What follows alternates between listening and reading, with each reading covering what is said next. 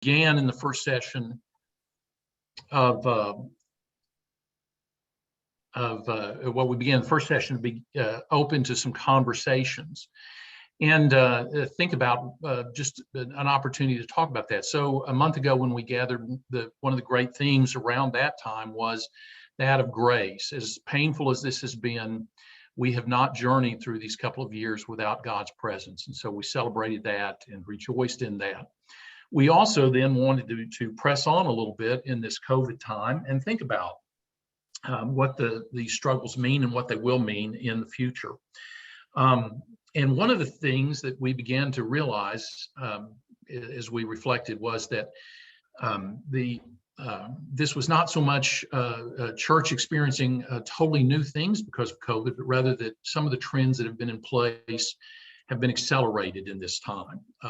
Just one example on a secular side is how many of us have received packages from Amazon over this time as we didn't venture out into stores, but began to do much more online shopping. But that's something that's been happening for quite some time, and so it's accelerated.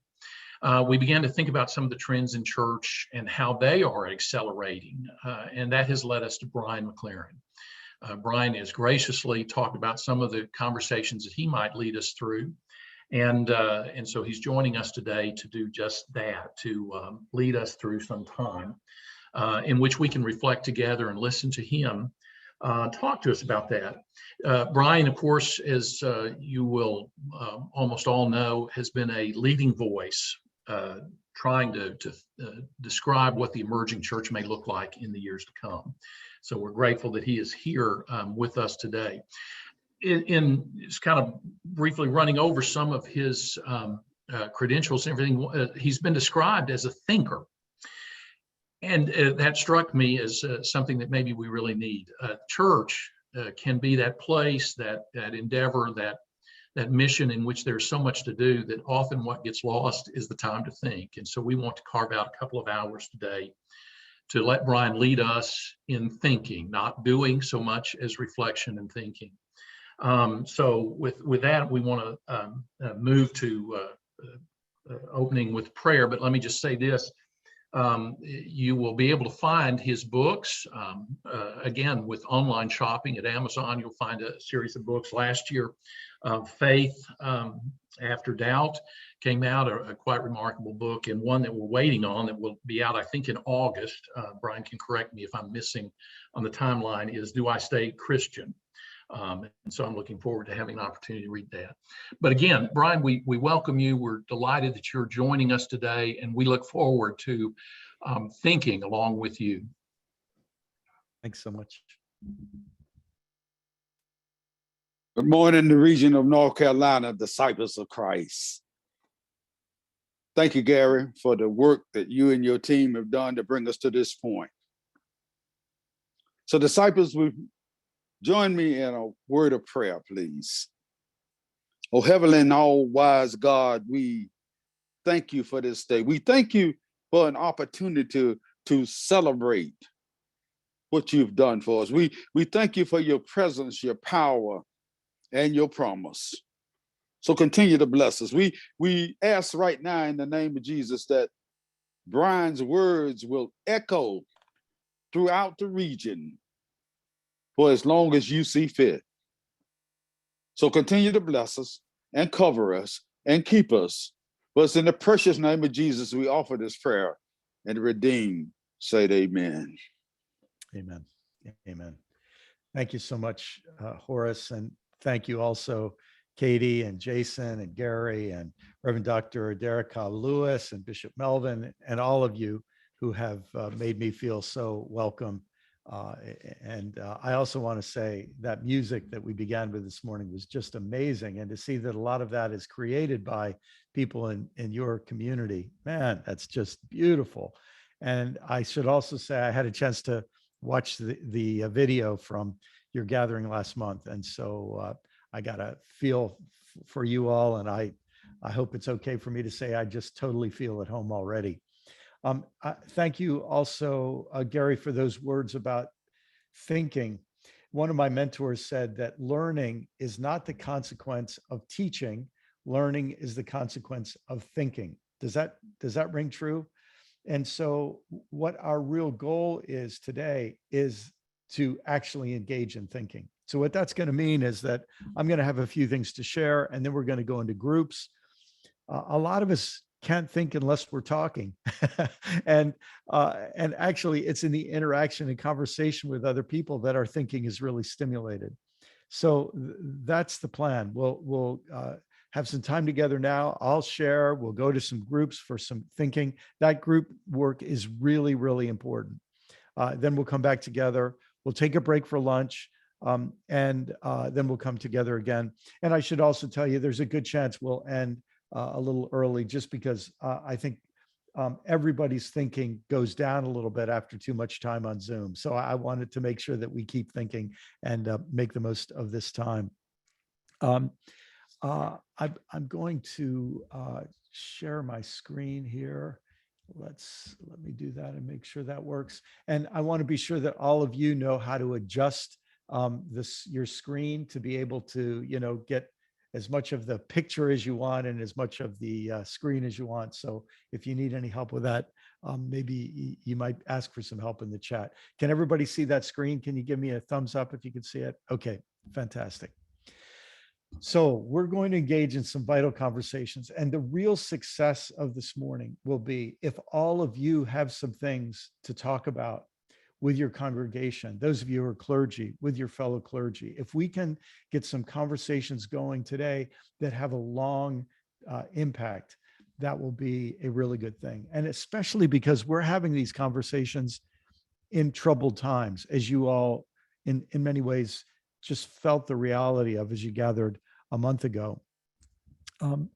And I should also say, I hope, we can stay in touch. All the slides I'm going to give you, I'll send those to the organizers and they can get them out to you. So if you're interested in taking notes, feel free, but just know that we'll send out the slides. And if you're interested, my website's brianmclaren.net. You can get in touch with my books, blog, social media. I do a podcast some of you may be interested in. A new season started this week. And some events you might be interested in. For example, being in North Carolina, many of you maybe have heard of the Wild Goose Festival. That's something I've been involved with for a long time. Wonderful gathering, and your presence would add a lot, and you, I think, would get a lot. I'm also, I was asked to help organize something called Southern Lights. It used to be called January Adventure, and it's a gathering for forward-leaning, forward-thinking Christians in the South. And so y'all being in North Carolina, these are important times in your state and in our country. And I live a little south of you down in Florida. And so, I think there's some sense that we need to build momentum, not only within the disciples, but with the disciples and other forward-leading Christian communities. And yeah, this new book, Do I Stay Christian, actually comes out this coming week. And folks who order it probably will be getting it in the next couple of days. This book is related to just a reality. Somewhere around 70 million adults, let that sink in, somewhere around 70 million adults in the United States grew up, they were raised in families that went to church, but now that they're adults, they've dropped out. And getting close to 3 million people every year drop out of churches across denominations. So paying attention to that reality is, I think, something we'd be smart to do. And one of the things we'll be thinking about today. Again, I was really moved when I watched the videos of your gathering last month. Just some great stories of thriving beyond surviving and growing wiser through this difficult time. The resilience and the creativity during times. Who would have guessed that so many of our churches could figure out how to keep doing ministry and even expanding and diversifying ministry online when we couldn't meet in person. And really great honesty. The fact that many of you, I was struck, this came up several times last month. You've talked about the mental stress that this time has taken on us. And to talk honestly about the mental health issues many of us are facing. It's super, super important. We can't pretend that that these times aren't taking a toll on all of us. And that honesty, I think, is really important. I got to also say just how thrilled I am to see multiracial collaboration in a time when an ugly and vicious white Christian supremacy is reemerging in our country. It's always been there under the surface, but it's being emboldened. And some of you may know, I was asked to be part of the clergy counter witness in Charlottesville back in 2017. And that was a day that marked me because when I saw this resurgence of hate, white nationalist hate, white Christian hate, and I know it sounds crazy to put those words together, but we have to face the fact many of the people who were there and then who showed up again on January 6th last year, many of those people are identify as Christians. And so we have to see the kind of collaboration that you all are modeling in North Carolina is just, to me, downright inspiring and essential and important. And I just feel deeply honored to be part of your community for this day. And I'm just so impressed by your commitment and your leadership.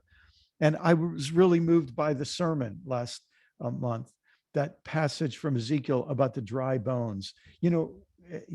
Just to return to that passage, to imagine that God gives a vision that looks like utter death, that looks like utter lifelessness, utter devastation.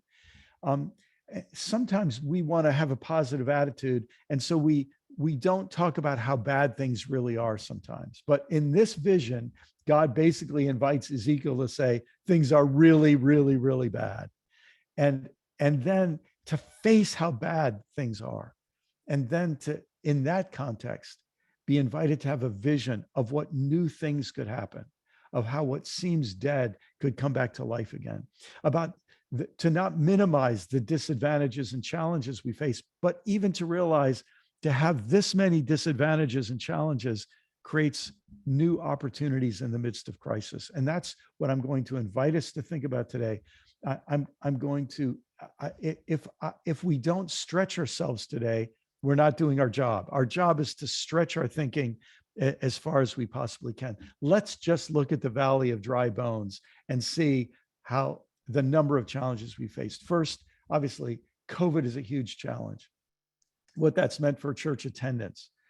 Many churches around the country, they've started meeting again in person, but in many places, it's 40% of the people who are coming before COVID. Some places it's 50, 60, some places it's less, some places it's more, but it's taken a toll. The number of clergy who had to double and triple their effort over this year has tired out an awful lot of clergy, and an awful lot are saying, at the very least, I need to take some time off. I read this week, self-care is not self-indulgence, it's self-preservation.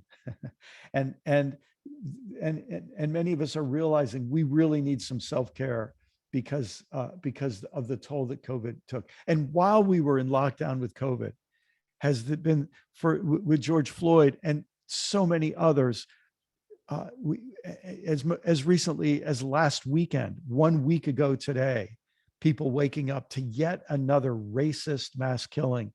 And we're having to face that our nation is simultaneously at a racial reckoning, at a moment of reckoning, and also watching many white people retreating from that reckoning. I live in a state where our governor is doing, and many of our legislators are doing everything they can to keep public schools from teaching the truth about our past. And so all of this is going on, and it's taking a toll on all of us in different ways based on our racial identity and history. But in a real sense, those of us who care are feeling this grief, watching national division, political division, an insurrection attempt, and knowing that many people are planning even worse things to come. And then to realize that this year we're dealing with inflation, and many of us are having trouble paying for, to fill up the tank of gas, and as the prices have skyrocketed, and many of us are facing housing crises and the price of food going up. And that kind of economic instability, we know, is only going to intensify political tension. Meanwhile, the climate crisis rages on, sometimes quietly, but other times it explodes into our consciousness. And for many of us, we wake up every single day with this awareness that the way the human race is living with the earth is unsustainable. And then add on top of that, it seems like every week, every month, we have some new report of some Christian leader engaging in some kind of scandalous behavior, or acting in a hateful way, or adding to the division in society. Just yesterday, it was learning that a Catholic bishop has now said that Nancy Pelosi can't take the Eucharist. And we just watch in Catholicism, in Protestantism, in Pentecostalism, evangelicalism, and in other religious communities as well. So many of our leaders right now are part of the problem and not part of the solution. And I'm not trying to be negative, folks, but we got to look at the valley of dry bones and say, it is bad. And when those people behave badly, people in your community think, why would I ever want to go to a church? Because they don't understand that there's disciples of Christ out there who are going in a different direction. They think that all churches are alike. And so I want us to begin this morning by going to the valley, back to the valley of dry bones that you heard about last month, and facing the realities of our situation. And for us to ask ourselves, what are the opportunities hidden in difficult times like these? Now, look, we could hope that we're at the bottom, but I want to be realistic. I think that white Christian nationalism is going to get uglier, and I don't think it's hit the bottom. I think the obscene and absurd things that many Christian leaders have been saying and that they're doing in politics in your state and my state and others and in our nation, I think we've got to assume they're not done yet and things are going to get worse. And these economic troubles we're in, and these climate and environmental troubles we're in, we've got to understand these are some long-term issues. They've taken centuries to get us in trouble, and we're not just going to, snap our fingers and see things get better. And so I know it might be uncomfortable, especially because many of us, we have a positive attitude and we don't like to dwell on the negative. I do think this is positive for us to face the situation with as wide open eyes as we can. And in that context, I'd like us to think about the opportunities that could be hidden in these challenges. So in just a minute, we're going to break into groups of about 4. And in these groups, here are your guidelines. I'd like to invite you to speak from the heart. Now, nobody will be forced to speak. If you don't want to say anything, honestly, you don't have to, but I'd like to invite you to see what's in your heart and for you to be able to speak freely from the heart. And that also then means if other people are speaking from the heart, we want to listen from the heart.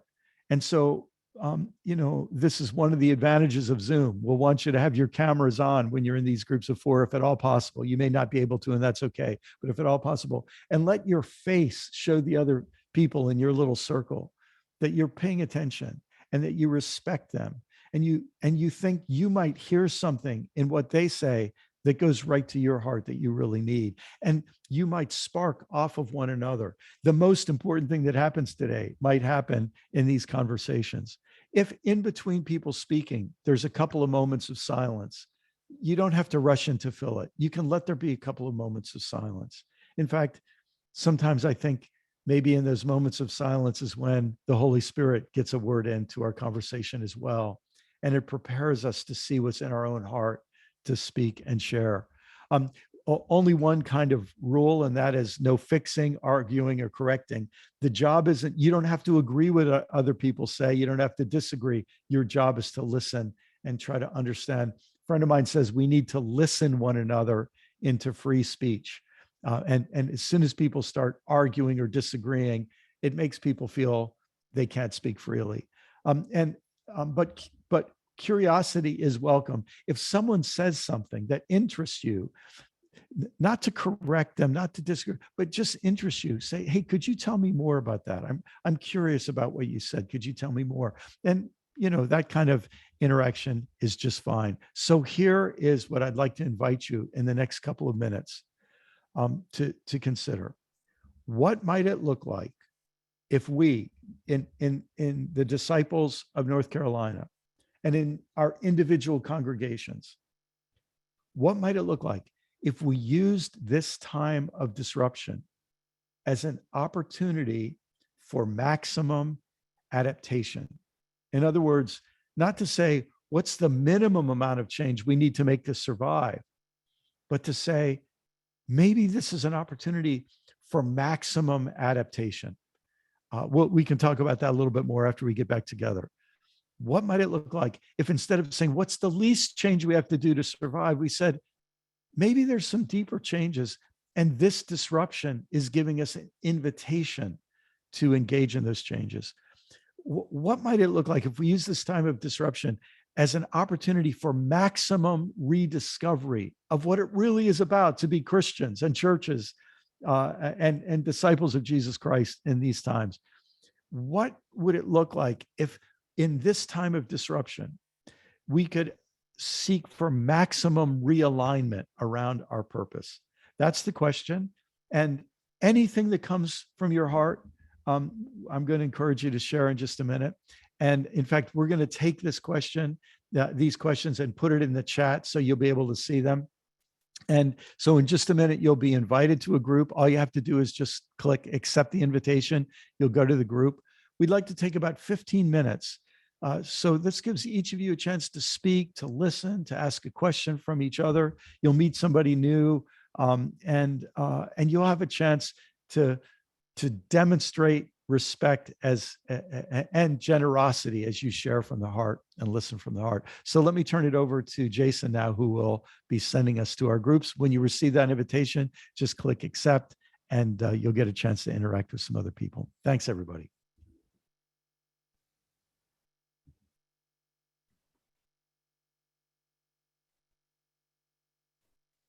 Folks, you're going to see a join breakout room pop up on your screen in just a few minutes. And so when you see that, you can just click that join breakout room button, and it will automatically assign you into different breakout rooms. Once you get in there, be sure that you come on screen, as Brian said, if at all possible.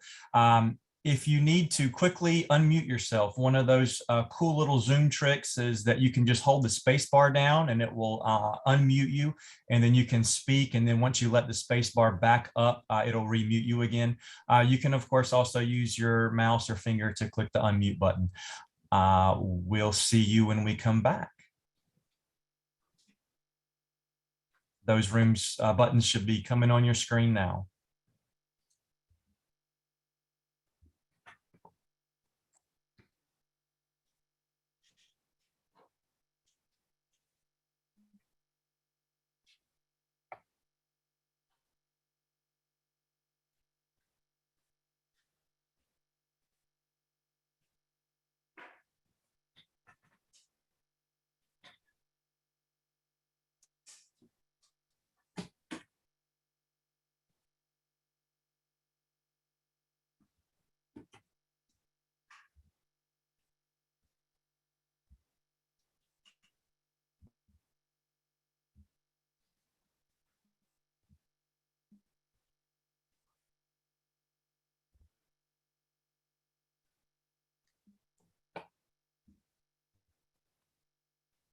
And if you are still here with us, let us know if you're having trouble. You can chat me, Jason Williams, and I'll be glad to try to help guide you through getting into the breakout session. If you're having some trouble, if you clicked the wrong button or you missed it, I can also reset that for you. Just let me know.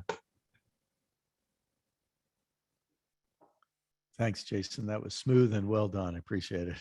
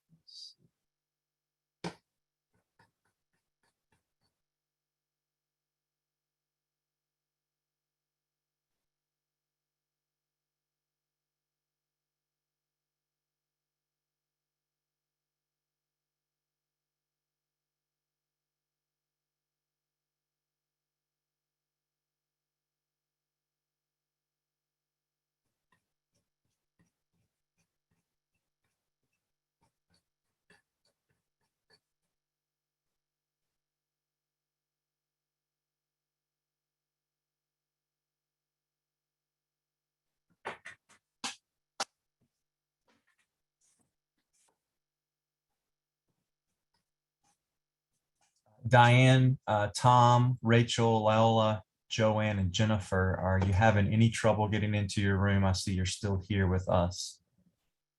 Be sure to click that join breakout room button. If you have not been able, or if you clicked off of that by accident, depending on the Zoom client that you're using, whether you're on a desktop or a phone or an app, you can find in the menu the breakout room option to go ahead and join it.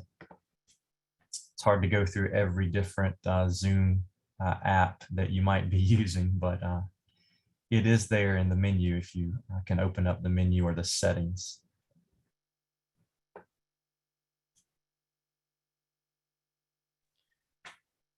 And my guess, Jason, is that some folks may have stepped away from their screen, and that's what's happening. Yeah. Yeah, more than likely. Yeah. I know we have some folks, Brian, too, that are gathering in groups watching. So in fact, I've got folks from my church that are at the church Oh, that's great. with That's my great. wife, who's co-pastor along with me, and they're all doing it together. So there's about 6 of them together. So we may Okay. have, some of our groups of 4 may have actually quite a bit Yeah. more. Yeah. But, you know, it's one of those things, it's hard to know who's on what call. That's right. Jason, what's Yeah. the remaining, the countdown up in the top right corner? Looks like there might have been a preset amount of time on this by default that I didn't look at changing, but usually it will give me an option to extend the group Okay. time. How long did you want them to stay in there, Brian? I think I missed the time. Yeah, if you could go maybe another 12 minutes, that would be great. Okay, I'll keep extending the time. I don't think it will bring that. It should not bring them back automatically. At least that's not been my experience. Yeah, I think that would have to be initiated on this end, right? Yeah, there are settings for those rooms, and there's probably a default that's set into the regional account here that I didn't think to look at. I think it must be buried because I was in the link yesterday making a few edits to it. I didn't see any options. There, well, and they've just gone through a big menu redesign on a bunch of features, and see, now I've got an option to let it extend. No, want to keep breakout rooms open. So there we go. So maybe about 10:30, 10:32, something like Yes, that. that's Brian? right. Yes. Great. Yeah. And Lisa, so let's throw Lisa in the room. Okay.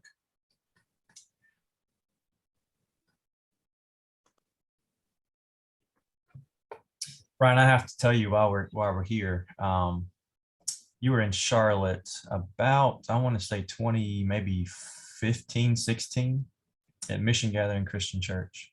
Yes. And I had been a part of an intentional Christian community for about a decade and was just heading back home after being involved in some racial equity training and work, and really recognizing that as a privileged white guy in a neighborhood of color in the inner city of Charlotte, that I was contributing to a whole lot of oppression.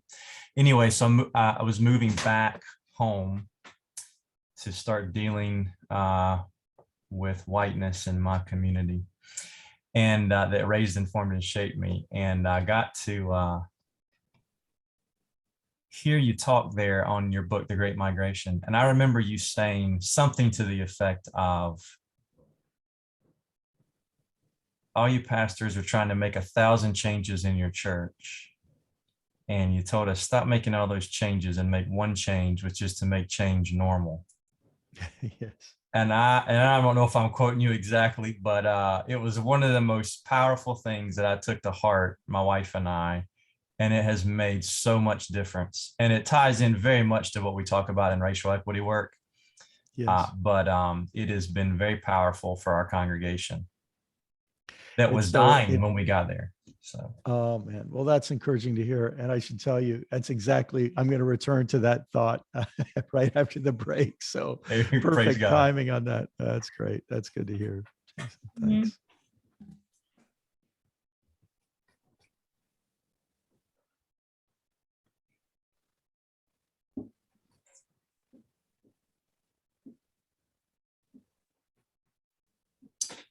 go ahead and broadcast that question one more time for folks just to help remind.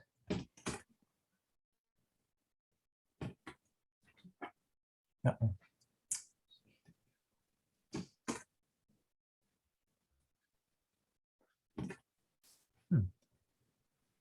Mm.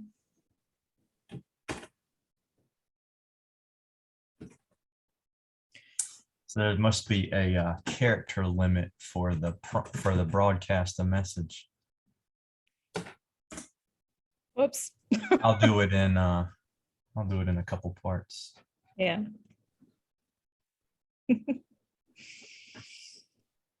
Hmm. Brian, I saw your message that you had to go out of town for the death of a family member. I hope you're doing all right today in light of that. Yes, thanks, Katie. My brother-in-law had, he's my age. He was diagnosed with Alzheimer's 5 years ago, and as you know, with that disease, a quick decline is a merciful end, and so he had a quick decline. He lived a great life, and it was a terrible disease, and so there was this sort of, as you can imagine, a bittersweet feeling, like a Yeah. relief that he wasn't going to linger for his sake and his wife's sake and kids' sake, and also, just the sadness about the disease. But it just felt like all the important things that need to happen among family happened, and it was a sweet week. Mhm. Yeah. That's so wonderful to hear. I feel like it's rare to hear people say that they feel like everything that needed to be said and done was actually said and done. So that's a gift. Yeah, it really was a gift. Really was a gift. Yeah. Yeah. Wow. And his son, who I've experienced, and his son's about 30 years old, so I've known him all of his life. I've experienced him as a super quiet person. He gave the most beautiful eulogy. Oh my goodness, it was a work of art. So that was kind of inspiring too. And one of the characteristics of my brother-in-law is that he just had a wicked sense of humor. And he was so funny and constantly with one-liners and all the rest. And we all realized that his daughter is carrying on that tradition. So she lightened things up a lot, and you could just feel she learned the art well. Yeah, I'm sure that was a relief for everyone, because I imagine if he had that wicked of a humor, he wouldn't have wanted all the seriousness. That's exactly right. That's exactly right. Hmm. Okay.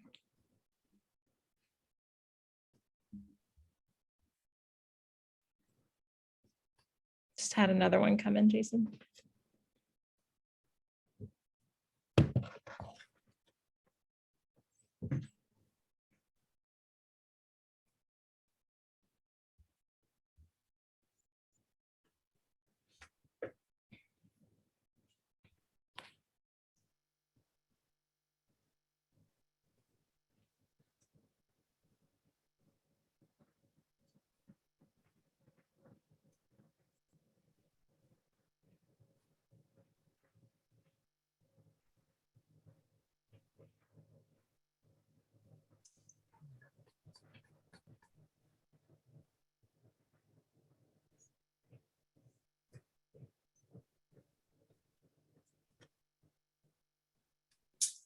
Katie, when we finish today, what are anything I need to know for how we're gonna do the pause between sessions? Are we gonna stay on this call and just have a break? Are we gonna close it and then open it back up for after lunch?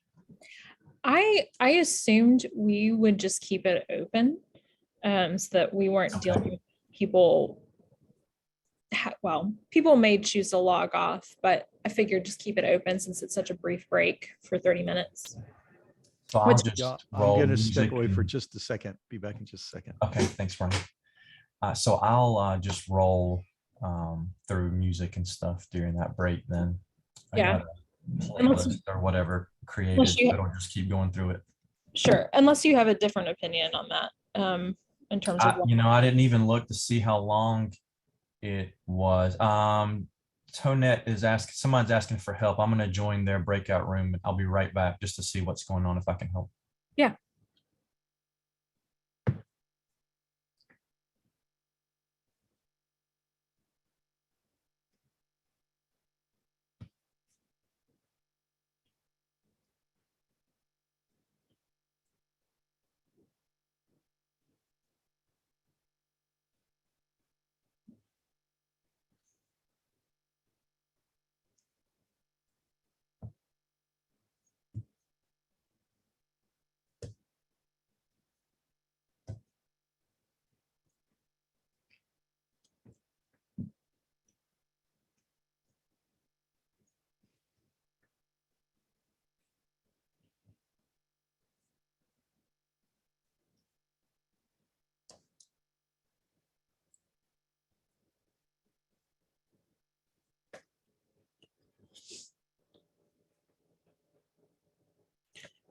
I'm actually going to step away for a second to be right back.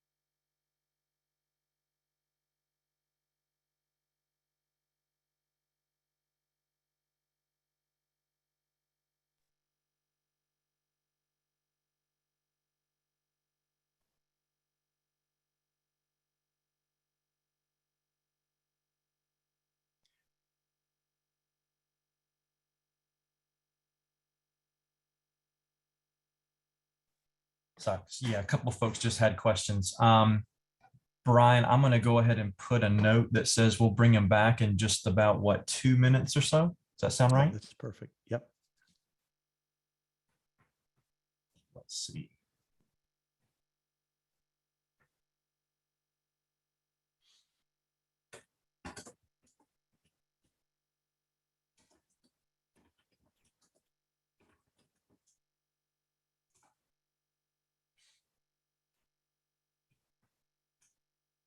All right, that should have got it to them all.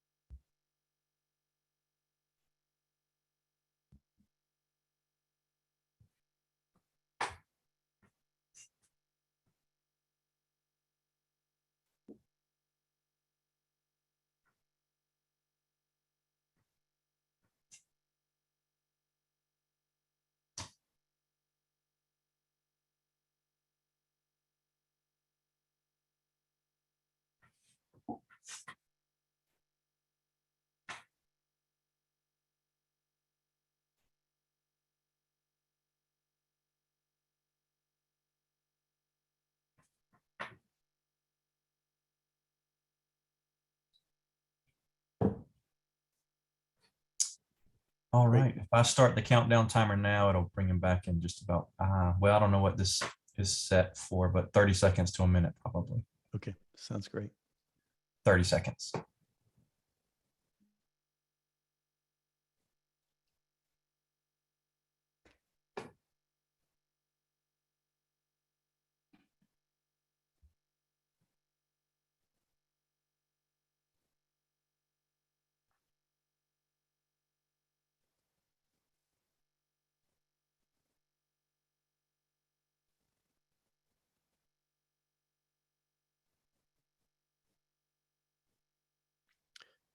Welcome back, everybody. Welcome back. Good to see your faces.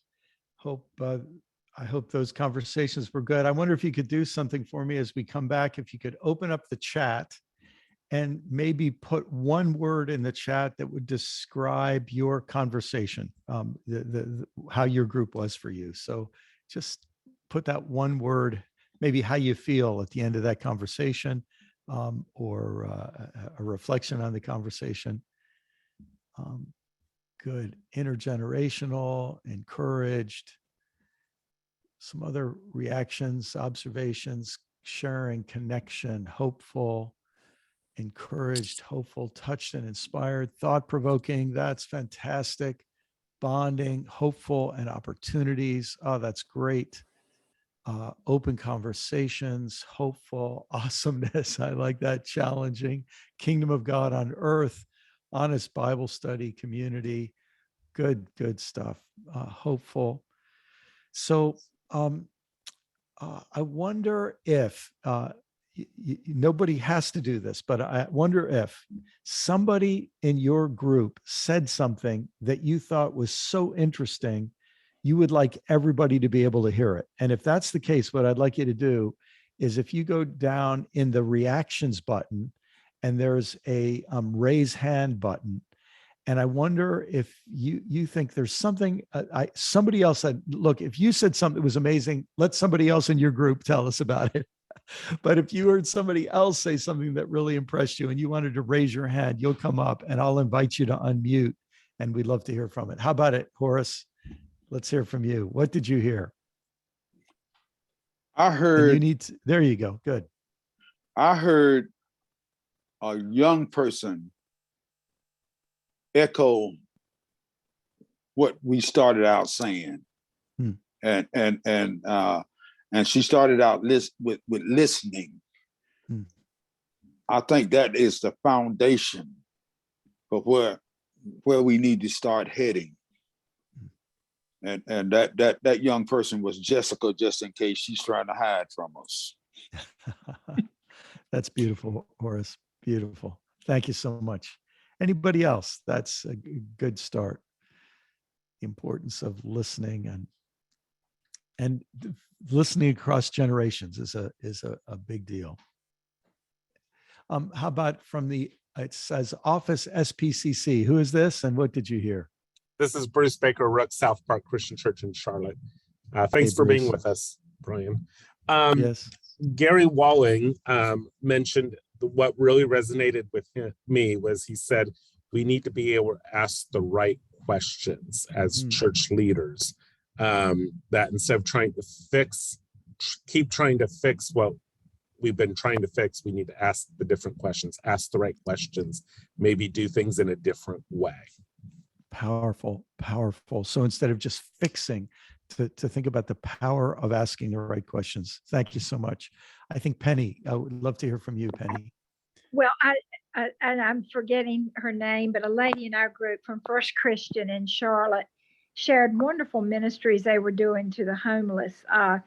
There was a trailer that comes to give showers, and they said, we found a way literally to go out in the community to see the deep needs and to do more. So just they've expanded their soup kitchen. They've networked with other churches. She can speak about it if you might want to speak up. I'm forgetting her name, but she may want to say something, but it was very inspiring to listen to that. Penny, thanks so much for sharing that. Isn't that one of the great things about being part of a community like this is we can hear inspiring stories of what other congregations are doing. Beautiful. Let me hear from, is it Joni? You can unmute, Joni, and we'd love to hear from you. Great. So we were inspired by hearing the words that we do exactly what Penny just said, need to meet people where they are. Yeah.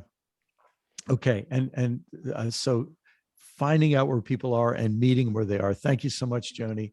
And we have time for one or two more. I think we have George. You can unmute.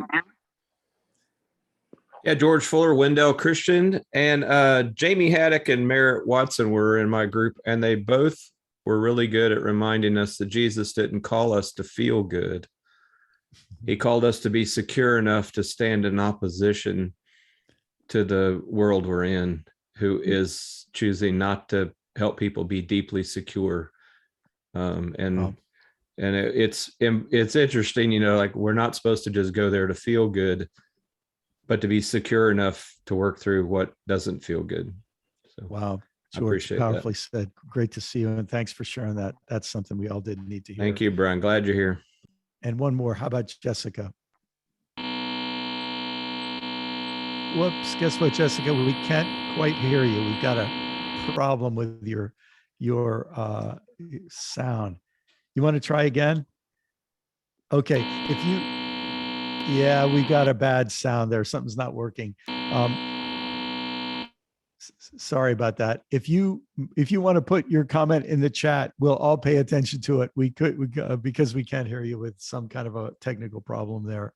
But thanks everybody for listening to each other. Thanks for speaking up, and let's dig in and take this conversation actually in exactly the direction you all have been thinking about. So here we are at this time of disruption. And it has not been all pleasant or easy, although we have also found blessings and breakthroughs and discoveries by the grace of God through this time.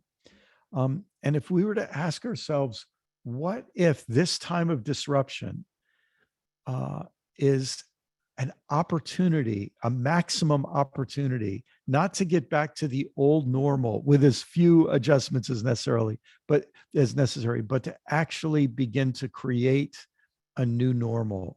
What could that new normal look like? What if this disruption is an opportunity to seek a new normal? And to get there, I'd like to just sort of guide you through a couple of thought experiments. I want you to imagine you see a big sign on a storefront that says yoga studio. And you go inside the yoga studio and there's no mats and there's no floor space. There's a bunch of desks. And let's say there's a piano or organ or maybe a stage with a band up front. And you see a group of people come in and they start singing songs about downward dog and mountain and other poses. They're singing songs about yoga poses. And then someone stands up and gives a lecture about yoga poses. And then you notice all around on the wall are photographs of people doing various yoga poses. And then the time is over and everybody leaves. What would you think if that's what was happening inside a yoga studio? Similar kind of scenario. Imagine you go into a pottery studio. It says up front, pottery studio. You go inside, there's no potter's wheels. There's no clay. There's comfortable chairs lined up in rows. There's a large screen up in front, high-tech screen. You notice they serve popcorn and soda and other snacks, quotes about pottery on a lot of the walls. And on the screen comes a documentary about famous potters and documentaries about their pottery. And you think, hold it, what's going on here? They're learning about pottery, but it doesn't look like anybody is actually making any pottery. They're celebrating great potters, but we're not making anything here. We're not getting our hands dirty, so to speak. Or you imagine you send your kids to a basketball camp and they come back at the end of the week and you say, well, what was it like? And they say, well, there were no full courts, there were no half courts, there were no baskets, there were no basketballs. There were cheerleaders who came and cheered about how great basketball is. And there were tablets. Every one of us got an iPad tablet with 1,000 games loaded, and there were recliners all around, and we could sit in the recliners and we could watch any game we want. And then we would be organized into discussion groups on the physics of jump shots and who was the greatest dribbler ever, big debates about that. And so your kids come home from basketball camp and they've never actually played basketball. So you let those scenarios sink in a little bit. And I wonder what you would conclude about these events and these experiences. What would you conclude? Just think about that for a minute.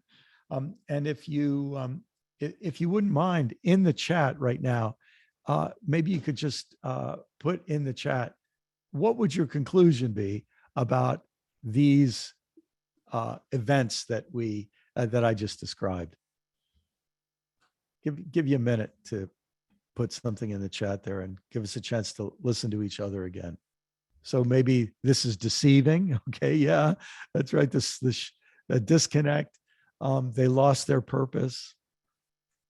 Yeah.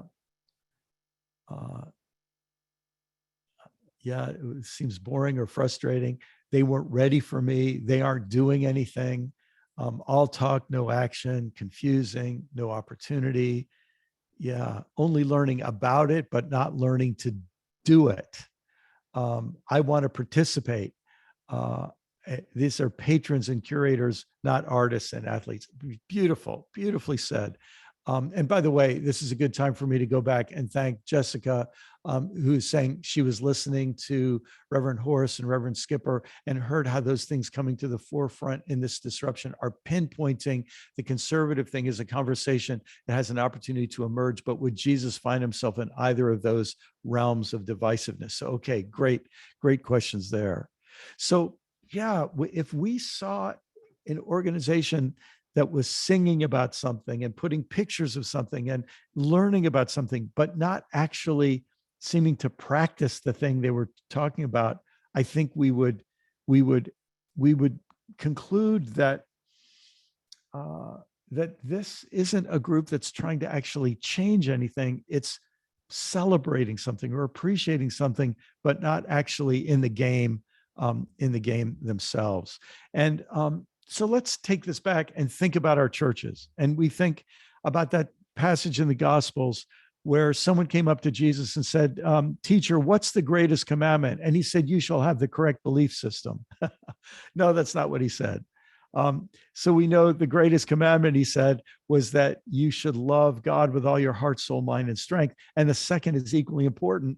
You should love your neighbor as yourself. And so here are you ask for the one greatest commandment, you get two, love God, love neighbor. And in a sense, a third is implied, love yourself.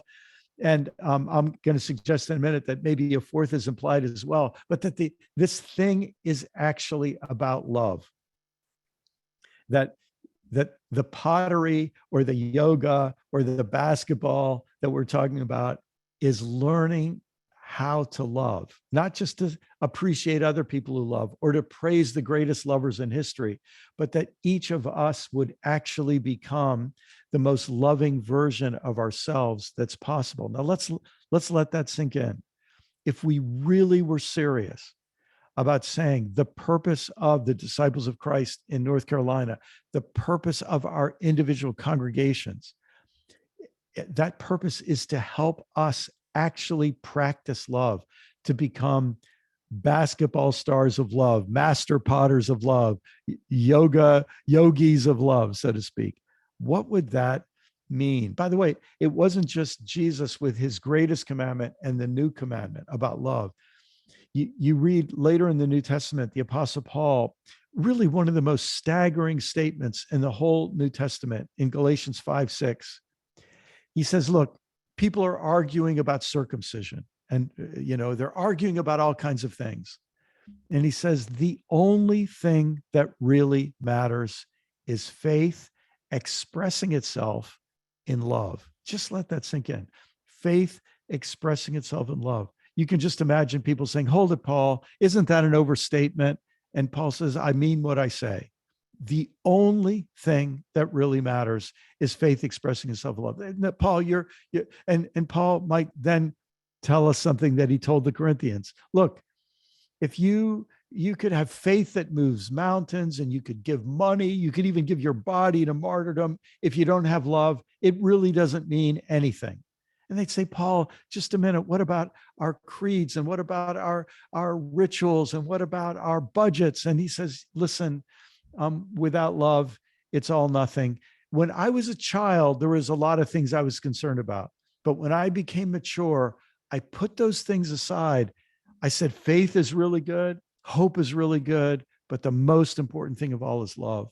John comes along and John says, I mean, just feel this. We get so used to it, those of us who can quote this verse, but he says, God is love, and whoever abides in love abides in God, and God abides in that person.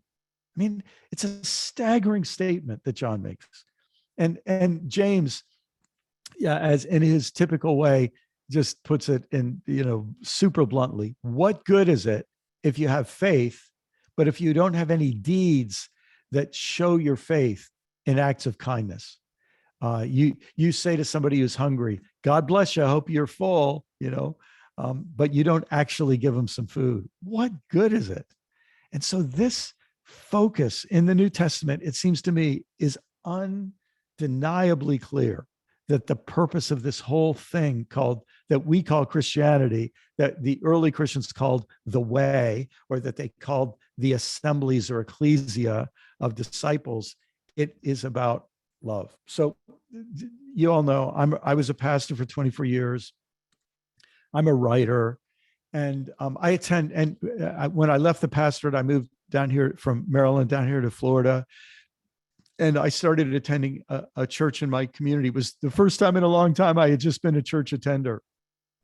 And the priest at the Episcopal church where I attend pulled me aside, and he said, Brian, I don't ask anything of you here at the church. I know you're trying to do God's work out there, and we just want this church to be a place of rest for you, and we want it to be a place to support you. So I'm not going to make a lot of demands on you here. I'm just glad to have you coming. Hope we can be a blessing to you. About 2 years pass, and he calls me and he says, hey, Brian, you remember I told you I'm not making any demands of you? He said, I'm about to make a demand of you. He said, and I'm not demanding you do something for the church. I want you to do something for you. He said, I've helped to organize a summer camp in Memphis, Tennessee, and something is going on there, and you need to be there this year. So I'm asking you to go, not really to help.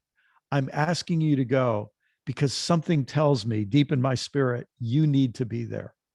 And he said, Brian, this is a summer camp for kids. He wouldn't say kids with disabilities. That's what other people would say. He said for kids with diverse abilities, because he says, the people commonly called people with disabilities are just people with different abilities.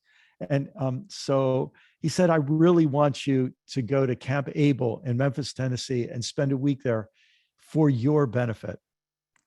And he said, this is a really interesting camp because almost all the kids at this camp are on the autism spectrum.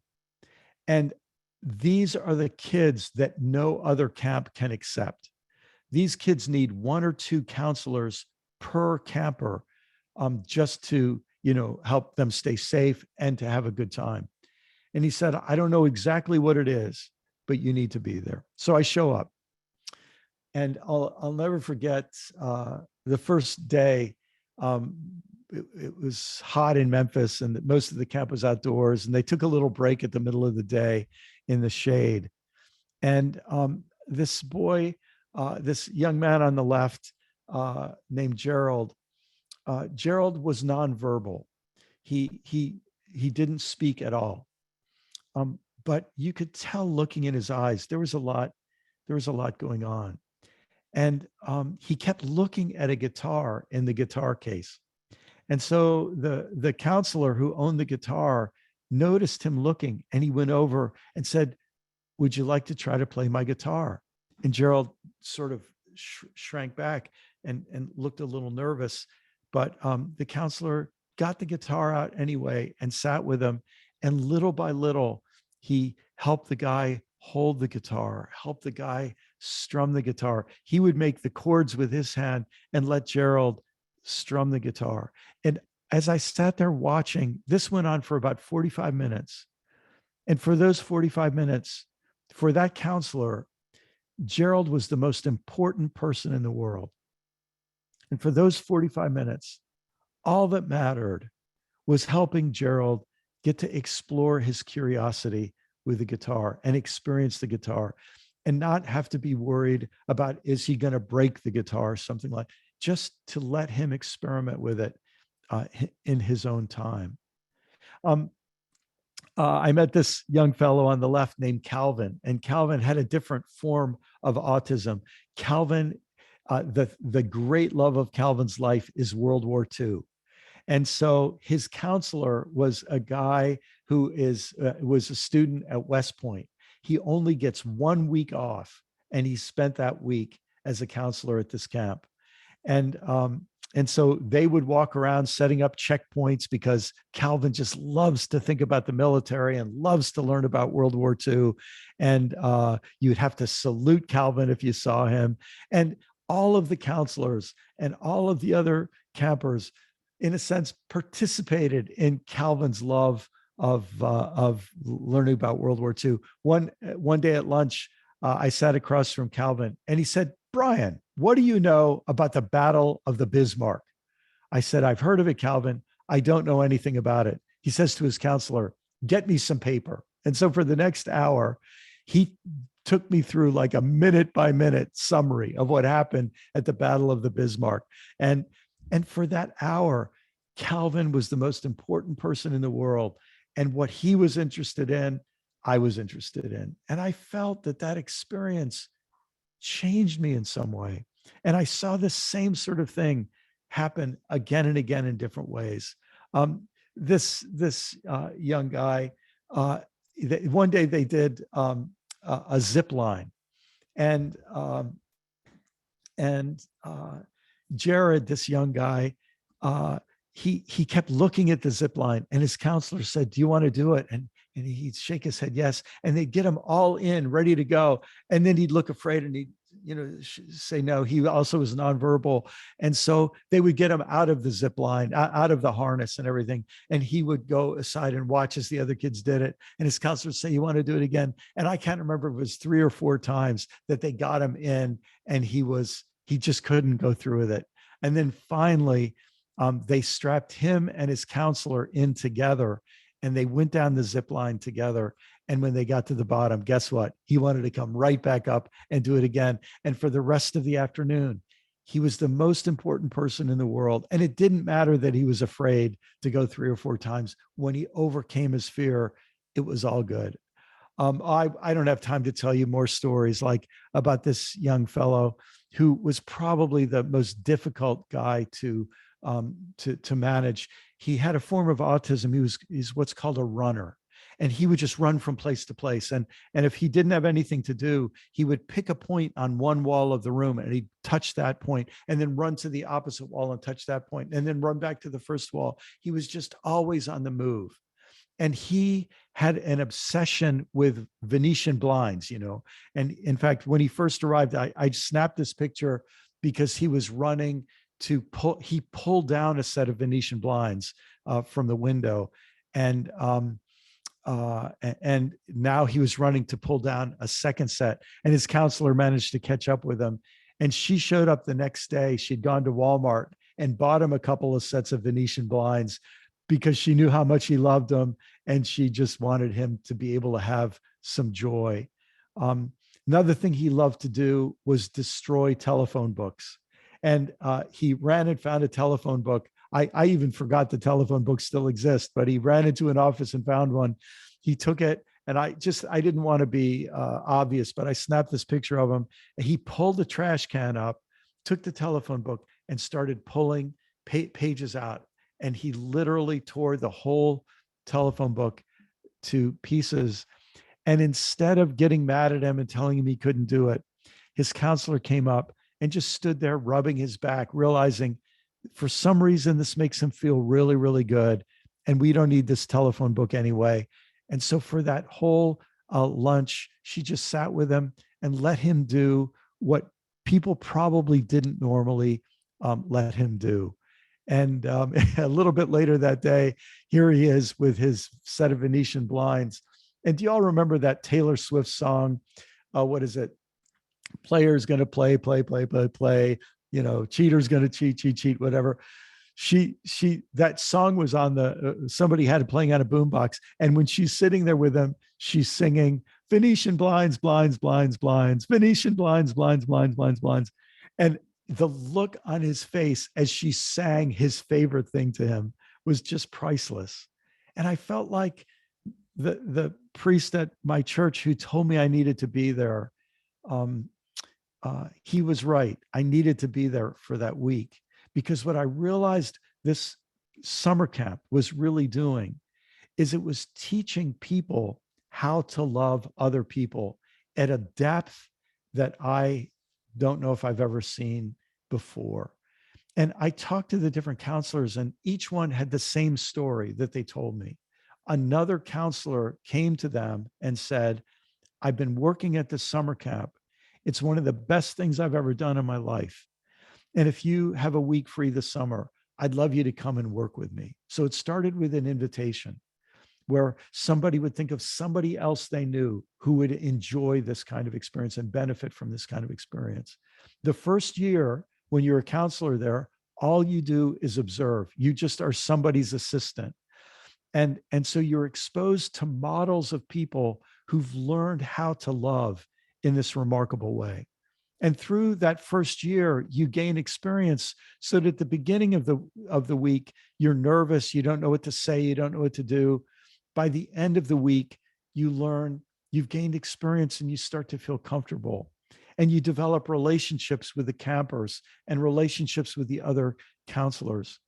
At the end of each day, after the kids left, because this was not a sleepaway camp, they would just come for the day, the priest, my friend, would bring all of the counselors together, and here he would ask the same question every day.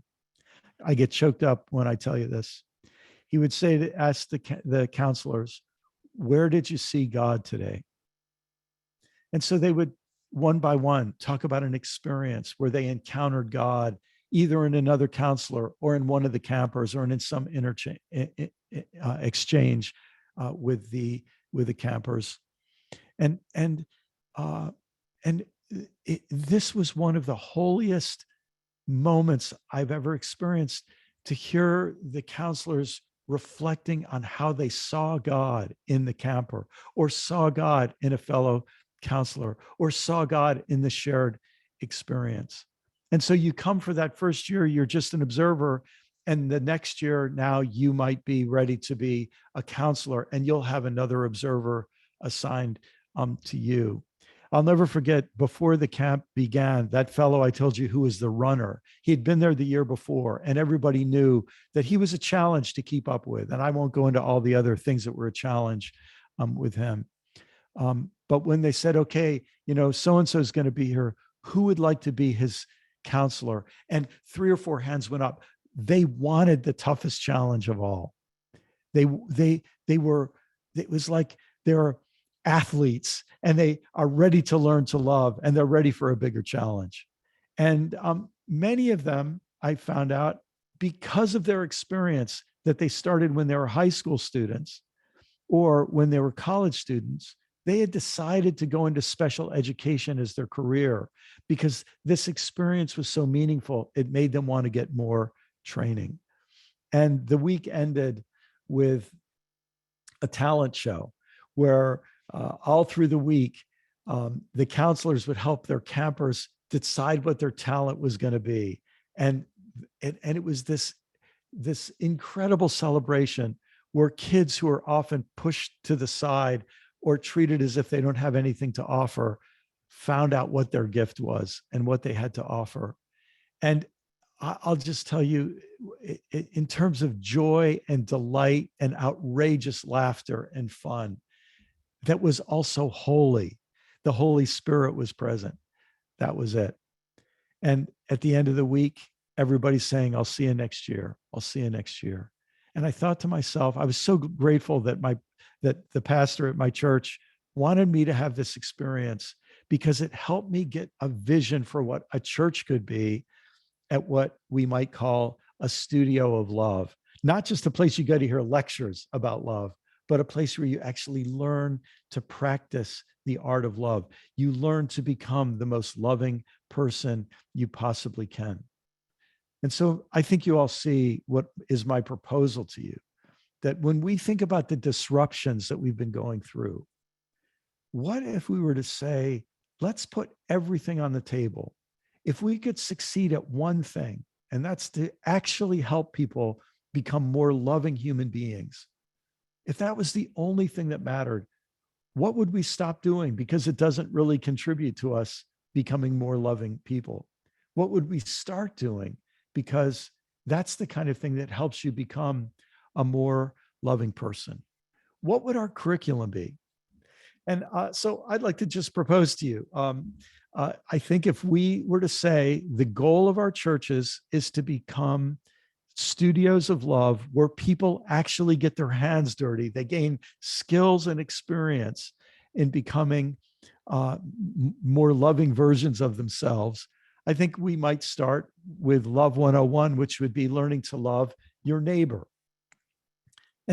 And learning to actually love your neighbor usually involves finding out what makes it hard to love your neighbor, what makes it hard about them, what makes it hard about yourself.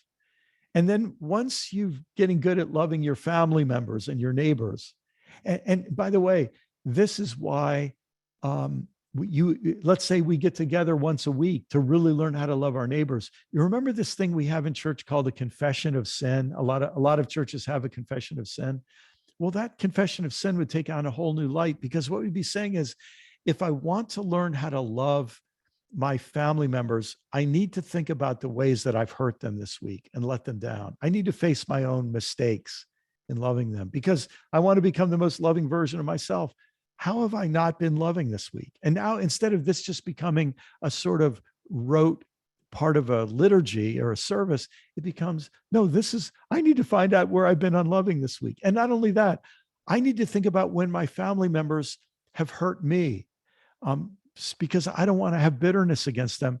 And I need to learn how to process through the ways they've hurt me so that I can forgive them and continue to love them. Do you see how something like a confession of sin would take on? This isn't just about informing God about your mistakes. God knows about our mistakes. This isn't about begging God for forgiveness. God is by nature forgiving. This facing of our wrongs would be in the context of becoming a more loving version of myself. And then we would extend it to the stranger. Imagine if, you know how we just broke up in a Zoom group for a few minutes. Imagine if you said, for the next 3 months, we're going to take 5 minutes of every time we gather on a Sunday, and we're going to get in groups of 4. And here's going to be the question. When did you have a chance to show love to a stranger this week? And you might come back next week and say, I don't think I showed love to any strangers. I have nothing to report. And then next week you might say, I have nothing to report. But eventually, just the act of being asked the question each week, you're going to start keeping your eyes open, and you're going to be looking for a stranger in need. And you're going to find that opportunity. You're walking down the aisle of an airplane and you see someone struggling to get their suitcase up into the bin, right? Or you're walking down the street, and that person who's always panhandling, who you considered an annoyance, you think, why don't I just be generous to that person this week? Or the person at your office who you always see and you never ask their name, you notice them and you ask their name. And in 100 different ways, you start having stories to tell. And the other 3 people in your little circle start having stories to tell.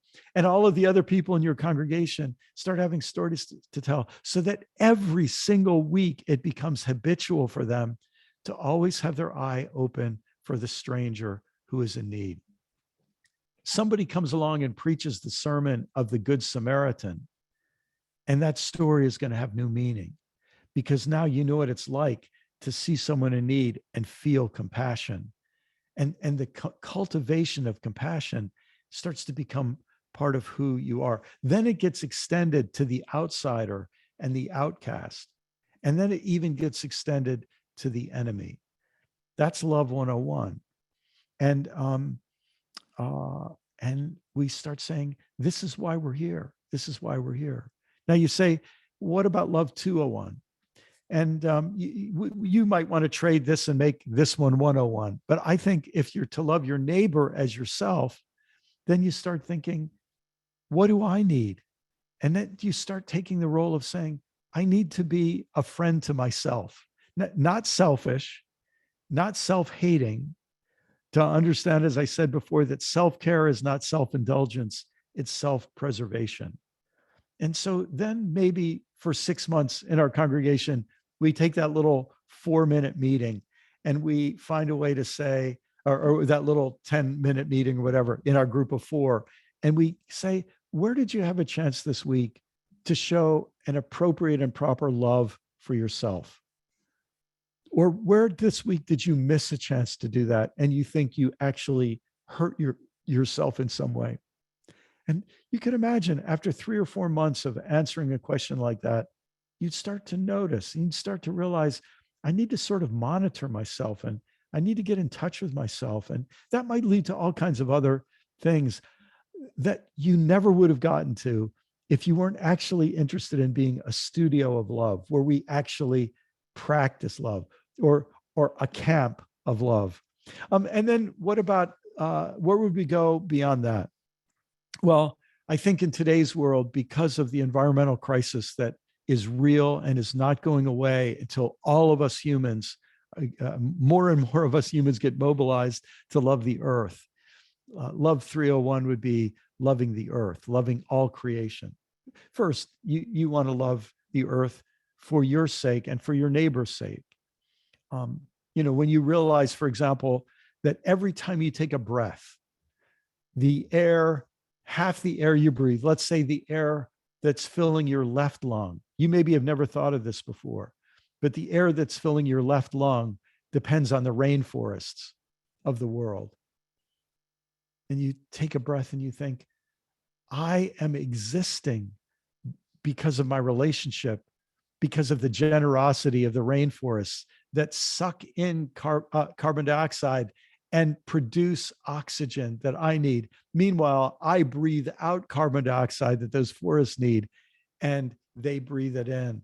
You realize we're almost engaged in artificial respiration with the trees and the forests. And then you think, and all of that oxygen in your right lung is made by phytoplankton out in the ocean.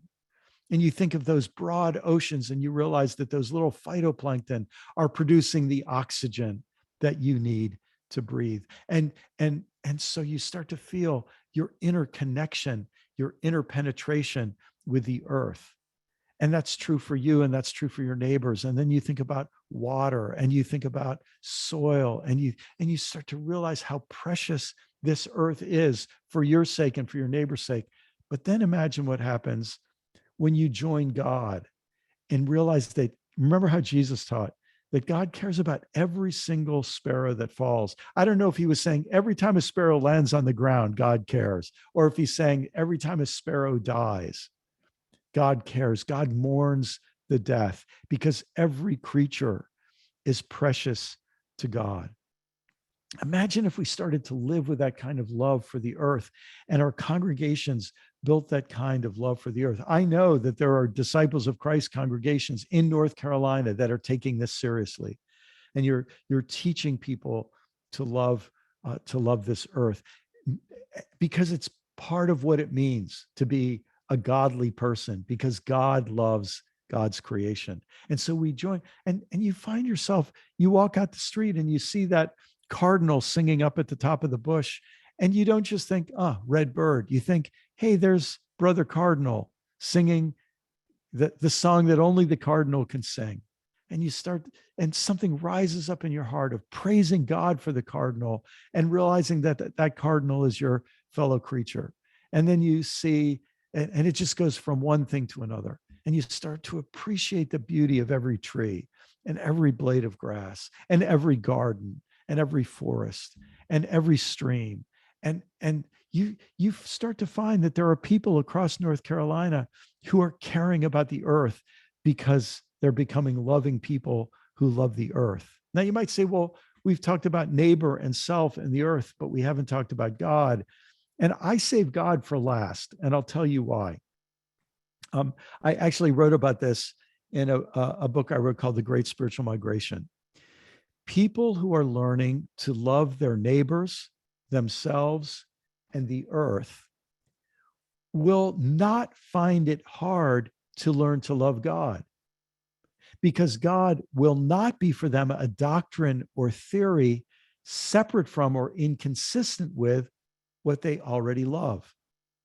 Rather, in their experience of love for neighbor, self, and creation, they will already have experienced God.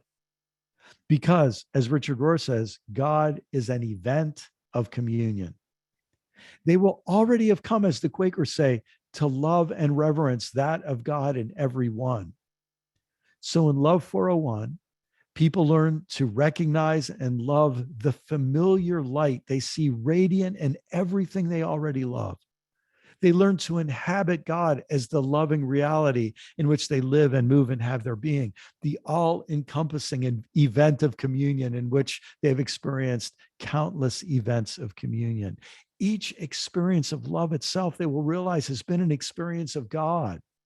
For as John said in the New Testament, love is from God, and everyone who loves is born of God and knows God, for God is love. Yes, a distant and theoretical God who must be approached through complex belief systems can indeed be tough, even exhausting mentally and emotionally.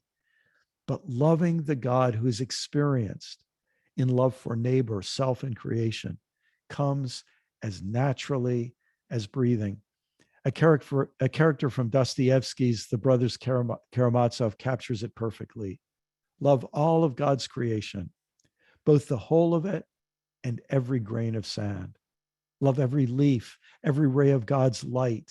Love animals, love plants, love each thing. If you love each thing, you will perceive the mystery of God in things. Once you've perceived it, you will begin tirelessly to perceive more and more of it every day, and you will come at last to love the whole world with an entire universal love. A friend of mine pictured this as a love cycle, that the love of God isn't one love in addition to the others. It's the love we experience as we love people and as we love ourselves and as we love creation. It's all one love. It's all God experienced in our own bodies and lives. It's a spiraling growth in love, more and more love on a higher level, love on a larger scale. And that vision of being a studio of love, brothers and sisters, is what I think is our opportunity at this time of disruption. Many of our churches will not be able to carry on business as usual. Things are changing for many of our churches. And instead of thinking, oh, we're failing, we can't keep doing everything we're doing, what if we said, this is an opportunity for us to put everything else on the back burner and onto the front burner, say, how can we become a studio of love? If love is what mattered most to Jesus, love is what mattered most to Paul, what would it mean for us to say becoming a studio of love? Not just a place where you learn theoretically, but a place where we actually become the most loving people we can. What would that look like? Now, after the lunch break, we're going to take some time to delve into this a lot more deeply and what this might mean for our congregations. But what I'd like to do right now is open it up for some questions and comments. And so if you would like to, hit that raise hand function, that would be great. And if you have a question or comment, let's jump in now. We have some time for interaction. So I'll give you a minute to find that reaction button and hit the raise hand button. And I'd love to hear from any of you who have a question or comment you'd like to ask. I'm interested in your comments too. How does this strike you? How do you feel as I say this? So let's have a little conversation together.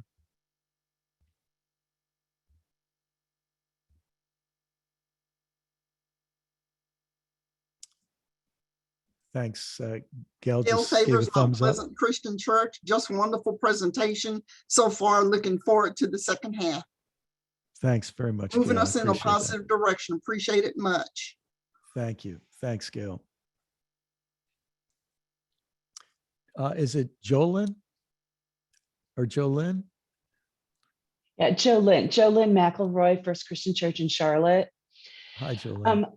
What you describe, I completely resonate with this. Something profound happened to our church when we started doing foot washing. Like we didn't do it every week. We sometimes didn't even do it every year. We certainly haven't done it since COVID, but whenever we do a foot washing, it is one of those things where one person cares for the other person. Yes. Like the person sits down, we don't even touch their feet. We have a cloth that holds the foot, and you pour some water over the foot into a bowl, and then you pat it dry. You don't even have to do any sort of weird things. And then we have men washing men's feet, women washing women's feet. We tried to make it as like easy as possible, but there is something of the Holy Spirit moving around that room when you're doing this. It's like the love is palpable. Yes. It's you can't even explain it, but you walk around and you just know it's a profound thing. Not everybody participates, but everybody who's there, they just know something profound is happening, and God is at the heart of it. And I think it fits that cycle of the loving others and loving self and community and loving God. And I mean, we don't have a sermon that day. We just wash feet and read from the scriptures about washing feet. But there's something real, and half the people in the church are terrified of it and don't want to go. But I'll tell you, those that go, it's amazing. And so, that's one of the tools we've got in our Christian biblical toolbook of a way of connecting in some of the things you're talking about. Jolyn, thank you so much for sharing that. I think we all feel it as you describe it. And isn't it interesting? That's something we do. It's a practice. It's a practice. It's like putting some clay on the wheel and spinning it. It's something you do with your hands, not just something you talk about. And we have people, we have people in our church that are from different countries. We've had an influx of refugees at one point in time. And this was a way we could do something that was beyond language. So it didn't matter that you couldn't talk about the basics of life. You could take care of this other person wordlessly. Yes. Oh, thank you so much, Jolyn. Beautiful, beautiful example.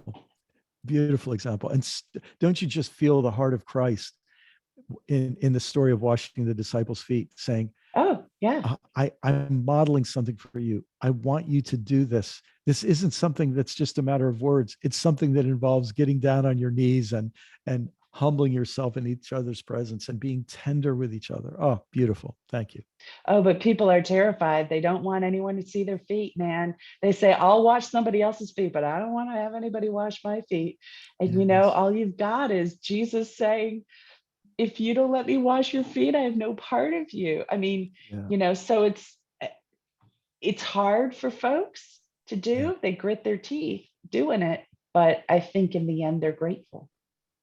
And you can imagine, as you say, that the way that you do it, of letting people observe and not pressuring them to participate, you can imagine somebody watching for 2 years or 3 years or 4 years, and then finally saying, I'm going to do it this year, and how that would be a kind of a breakthrough. Oh, thank you so much. Let's go to Reverend Dr. Tijuana Hayes. Yes, sir. I just wanted to say thank you so much for your presentation. Love 101, and that is exactly what the church needs. I'm from Mount Pleasant Christian Church, Greensboro, and we're truly a church of love. So what you're saying is confirmation as to what we do in the community, because we have to be concerned about our neighbors. And church just does not happen in a sanctuary. We have to actually go out and put our hands on God's children, because you will know we're Christians by our love. Thank you so much. Oh, thank you. Thank you, Reverend Doctor. It's a beautiful thing when someone can give testimony and say, my church is a place of love. It's really is a place of love. A lot of folks can't say that. And that's not to shame anybody, but it's just to say that it's still way too rare. But when people can say, no, this is my experience, that's a beautiful thing. Beautiful thing. Anybody else?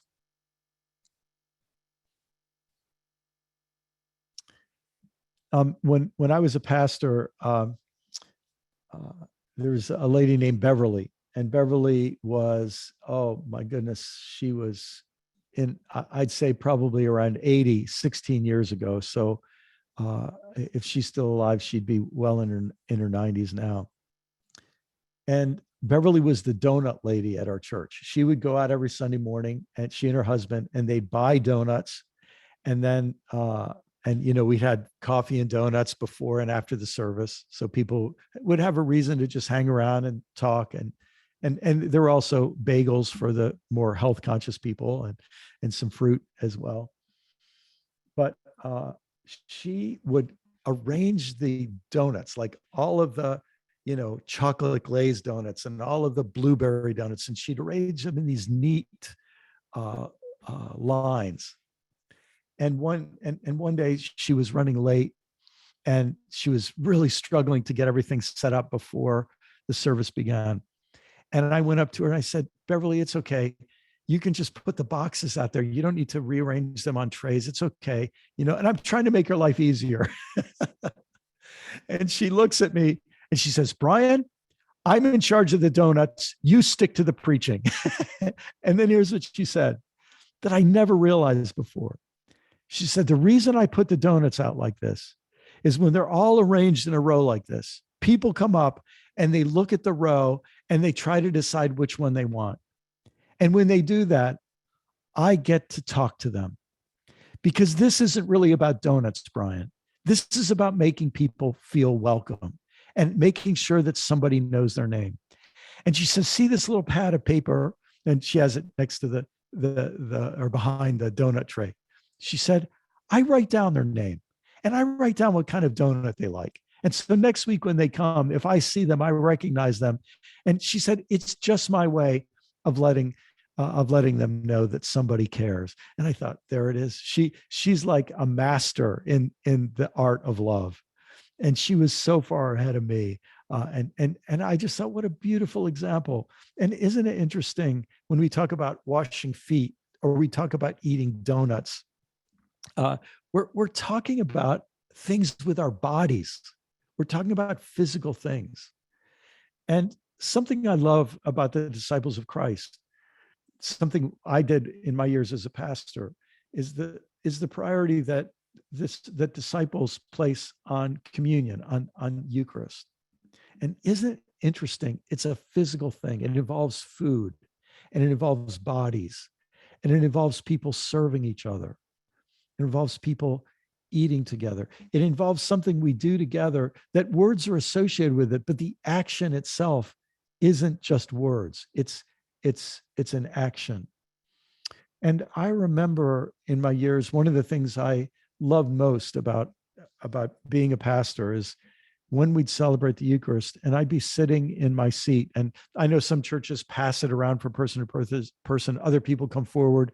What we did is we set tables around the room, small tables, and there'd be bread and wine at each table. And people would just go up and small circle around the table, and they would serve one another. And I would watch people who didn't know each other serving each other and having that point of contact. And I remember how many Sundays tears would come to my eyes, especially when I would know the story of that person and the story of that person, and know that those two people are making contact at this moment.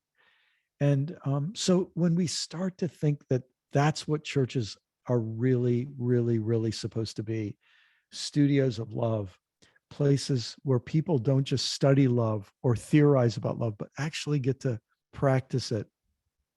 That to me is really one of the greatest gifts. Let me share the screen, and I will just take us the next little leg of this journey before we take a brief break for lunch. So brothers and sisters, I don't mean what I'm about to say. I don't mean in any way to be critical, but there are a lot of our churches that are super busy and people are working super hard. And it's almost they have in their mind that God requires us to get together and have a prelude and a, you know, and a prayer and scripture readings and the Eucharist and all these things are like items on a checklist that God is just like not happy unless people do these things, right? And we forget, no, listen, those aren't the things that matter. What matters is love and the value of having a building if we have a building. And of course, we don't have to have a building to do this, but if we have a building, it becomes a place where people learn love. And if we have a prayer, it's a prayer that draws people more deeply into love. And if we have a sermon, it's a sermon that teaches people more deeply about love. And if we have donuts, it's to people a chance for people to hang out a little bit together and practice and demonstrate love. And if we have that soup kitchen or that homeless ministry or that whatever it is, it's a place where we bring people in and express love and give people a chance to practice sharing love in ways that go outside like rings spreading across a pond. And so I'd like to propose to you that one of the ways God is coming to us through COVID and all that we've been through, and one of the ways that God is speaking to us in the midst of all of the political division and fear and anxiety and racism and all these other ugly things that are happening in our culture, that one of the things maybe that God is saying to us is that it's time for us to accept a radical change that puts love back in the center of everything we do. And it doesn't just do this in theory, but does it in practice. And that each of us becomes a part of this recentering of love. There's a beautiful community called the Corrymeela community in Ireland. And a friend of mine used to be the leader of this community. He's a gifted poet named Pádraig Ó Tuama. And the thing that was amazing about the Corrymeela community, if you know anything about the history of Ireland, it was a community that brought Catholics and Protestants together. And just feel that with all the tension, hate between different groups during the week. But on Sunday, this group came together and they had witness every week that we're a community of love. And they wrote this prayer especially for times of change.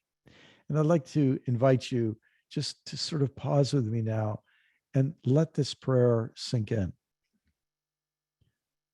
God of yesterday, we knew you then, your promises, your words, your walking among us. But yesterday is gone. And so today, we are in need of change. Change and change us.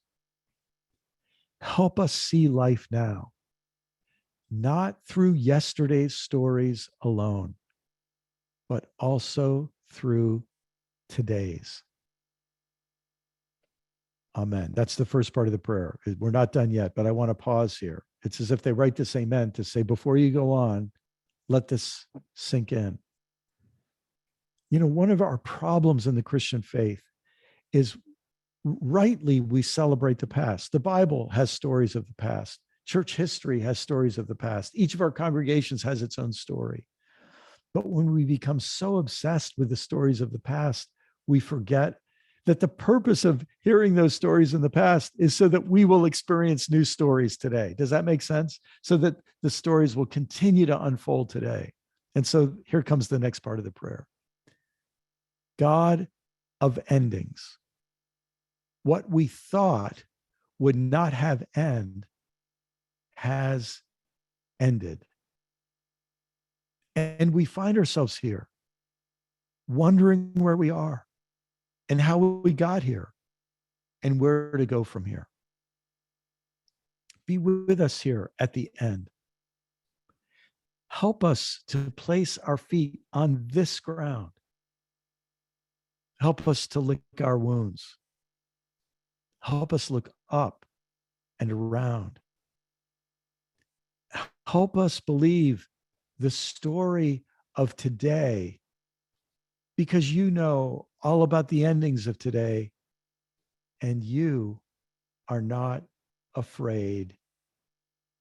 Amen. Isn't that a powerful saying? God, you are not afraid. We may be freaked out about the present. You're not freaked out. You're not, anxious. You're not depressed. You're not nostalgic. The way you, God, are in today, help us to be in today this way. Not afraid, acknowledging that there's a lot of dry bones out there, acknowledging that a lot of things that used to work aren't working anymore, acknowledging that these disruptions, the first disruption, we think, how can we get back to normal? The second disruption, we think, well, we might not be able to get back to normal, but we can get most of the way. The third disruption, the fifth disruption, maybe by the 10th disruption, we think there's no going back to normal. The times are changing. Something's going to be different. Then comes the third prayer. Changing God. You changed your mind. And we too change our minds about you. We want to change toward the better. Change with us because we know you want to. Amen. Now, some of us, I'm sure, are hearing all kinds of theological arguments. Hold it, God never changes. But let's say that God is with us in the change. And if God created this universe that is constantly changing, God is not nearly as upset about change as a whole lot of religious people are. God seems to like it. God seems to have built it into the pattern of every single thing in the universe, from a tiny subatomic particle to the largest galactic structures. It's all in motion. It's all in constant change. It's all in development. And so, brothers and sisters, I'd like to make a proposal to you. These disruptions of COVID and other things that are coming upon us, these disruptions make us have to work harder to keep the status quo going and to keep the program going the way it's always gone. But there will come a time we cannot work harder. And there will come a time where the changes will bring us to a place that we say, hey, things are changing. Something new is going to happen. And we, instead of thinking that God requires us to keep rebuilding the old status quo, we'll sense God inviting us into something new, into new possibilities. And maybe we'll hear that at the center of everything is love. And we'll actually say, you know what? That would be better. If we put everything on the table and said, if we could become a place where we learn love the way Jesus taught, we learn love the way the scriptures elevate for us, that is what is really possible for us now. And to feel God is in the change, God is in the disruption. God is not putting pressure on us to keep the old thing going. God is inviting us into something fresh and new. Before we take our break, I'd just like to introduce the idea of seizing this season in search of maximum alignment around love. Not going back to any old normal, but to see in the current disruption the opportunity to move toward a new normal. As I mentioned, I was a pastor for 24 years. And for the last 16 years, I have, since I left the pastorate, I have been working mostly with clergy. I spent most of my time with clergy. And some years ago, I started making a list of all the skills a pastor needs. And this is not the complete list, but if you look on the screen there, you'll see a whole lot of things a pastor needs to know how to do. And many lay leaders have to learn how to do a whole lot of these things too. And this is not by any means complete, but it's a lot of different things. and I've been on the board of a couple seminaries, and I've been adjunct faculty at seminaries, and I've started thinking, how do we teach people these things? How do we help? This is an awful lot to learn. And what I started to do is I started to group the different things that we're required to do under different categories. You might call them subsystems of church life. And I'd like to propose 7 of these subsystems. And after our break, we're going to have some time to think more deeply about these subsystems of church life and about the freedoms we have in this time of disruption to say the outcome is important, but the way that we achieve it could change.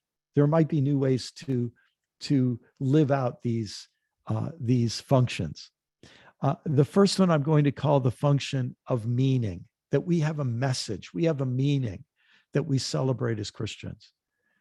And that meaning is centered for us in love.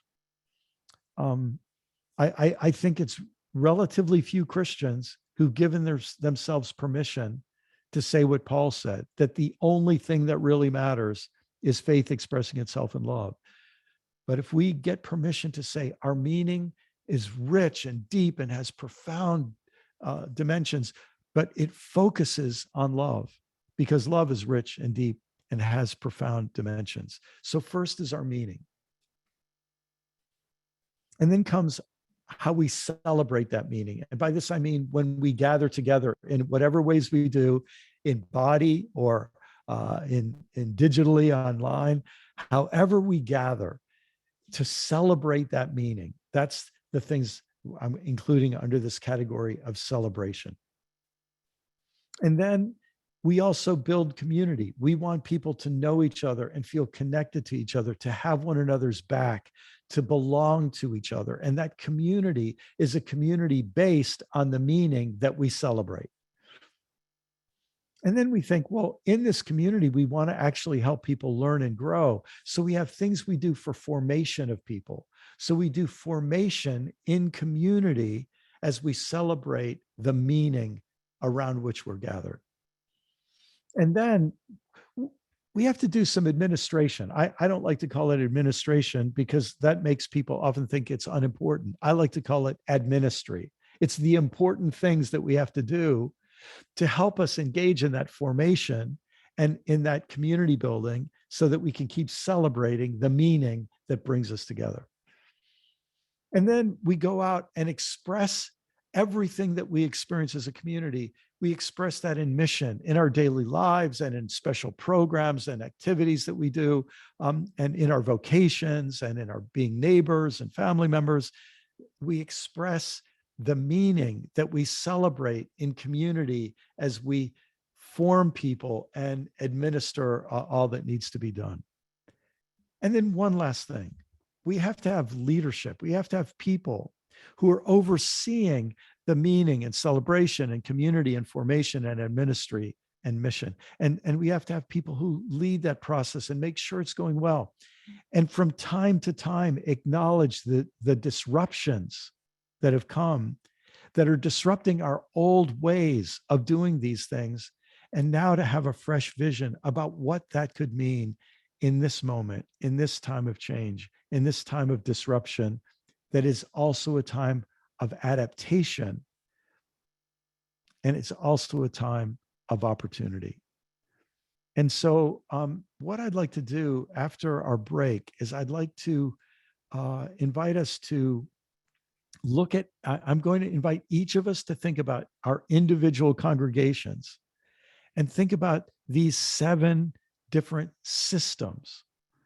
And in a way, what I'm going to invite us to do, think about your body. Your body has a set of systems. It has a nervous system, your brain and your spinal cord and all the nerves that do amazing things in your body. It has a nervous system. It has a digestive system. It has a skeletal system. It has a muscular system. It has an endocrine system that helps, make sure we can fight off diseases. It has an epithelial system, the skin that holds the whole thing together. It has all of these amazing systems that work together as one. And I'm going to invite us to think about our congregations as like a body. And these are the different systems that help keep the body functioning as it needs to. So that's where we're going to go after our break. And I think what we'll do is, if it's okay, we'll go to our break early now, and we'll give you a little longer break, but we're going to come back together at 12:30, and that's when we're going to dig into these systems for our afternoon session. And let me just stop there and see if we have any announcements or any other instructions from Jason or Katie. I think what we're going to do is leave this link open. So what you can do when you want to take a break for lunch is you'll just hit stop video and mute, and then you can go have lunch. And then when you come back, it'll be waiting. If you need to check out, you can use the same link to check back in. And we'll start up right promptly. Let me just ask Katie or Jason, would it be better for us to start back earlier and end earlier? So maybe start back at 12:15 rather than 12:30. What would your preference be? I'll let you respond. I don't have a strong preference, but I'm sure everybody has things they're doing after this. So so let's do this then. We'll start back at 12:15. Right at 12:15, so that'll give you time to grab lunch and come back. We'll get an early start, and we'll jump into this, and then we're going to have another important discussion before we're finished, and this will allow us to finish a little bit earlier, because all of you have important ways of loving yourselves that need to be done, as well as loving your family and enjoying this beautiful world. So with that, then we'll see you right at 12:15. Thanks, everybody. Folks, we'll still be here online, so you're welcome to just stay here, and you can watch the announcements and listen to some music.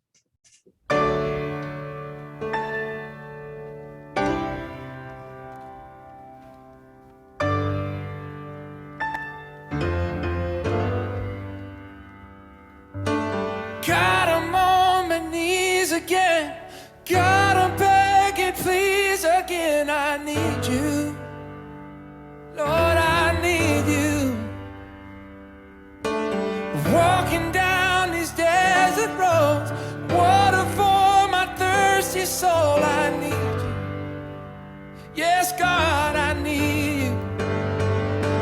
Your forgiveness is like sweet, sweet honey on my lips. It's like the sound of a symphony to my ears. It's like holy water on my skin. Yeah.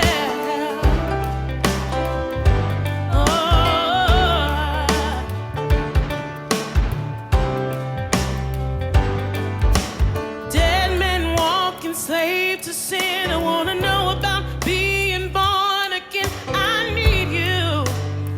Oh Lord, I need you. So take me to the riverside. Take me under baptized. I need you. Oh God, I need you. Your forgiveness is like sweet, sweet honey on my lips. Oh yes it is. It's like the sound of a symphony in my ears. It's like holy water on my skin. On my skin.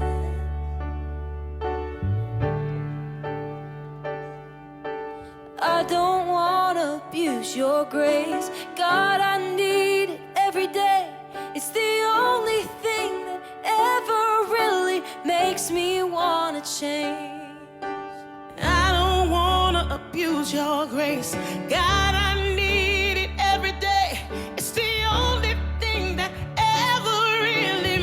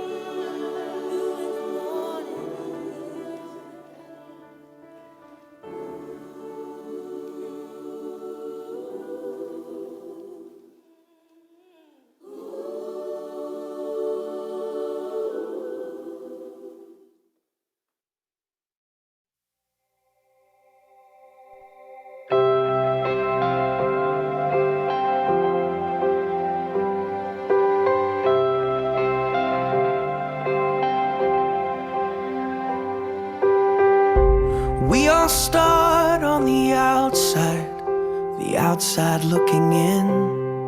This is where grace begins. We were hungry, we were thirsty, with nothing left to give.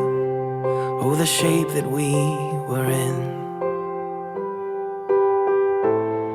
And just when all hope seemed lost, love opened the door for us. He said, come to the table. Come join the sinners who have been redeemed. Take your place beside the Savior. Sit down and be set free. Come to the table.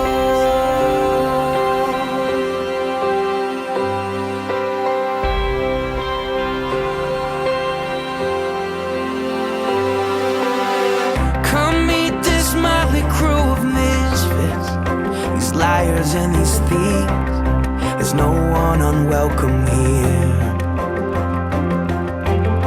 And that sin and shame that you brought with you, you can leave it at the door and let mercy draw you near. So come to the table. Come join the sinners who have been redeemed. Take your place beside the Savior. Sit down and be set free. Come to the table. Come to the table. To the thief and to the doubter, to the hero and the coward, to the prisoner and the soldier, to the young and to the older, all who hunger, all who thirst, all the last and all the first, all the paupers and the princes, all who failed, you've been forgiven, all who dream and all who suffer, all who loved and lost another, all the chained and all the free, all who follow, all who lead, anyone who's been let down, all the lost you have been found, all who've been labeled right or wrong, to everyone who hears this song. Come to the table. Come join the sinners, you have been redeemed. Take your place beside the Savior. Sit down and be set free. Oh, sit down and be set free. Come to the table. Come to the table.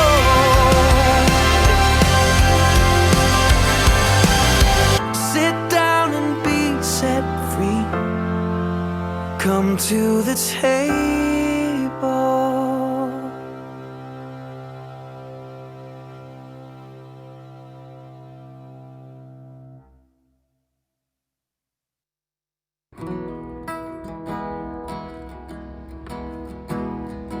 Blessed are those who are weary. Blessed are those who are weak.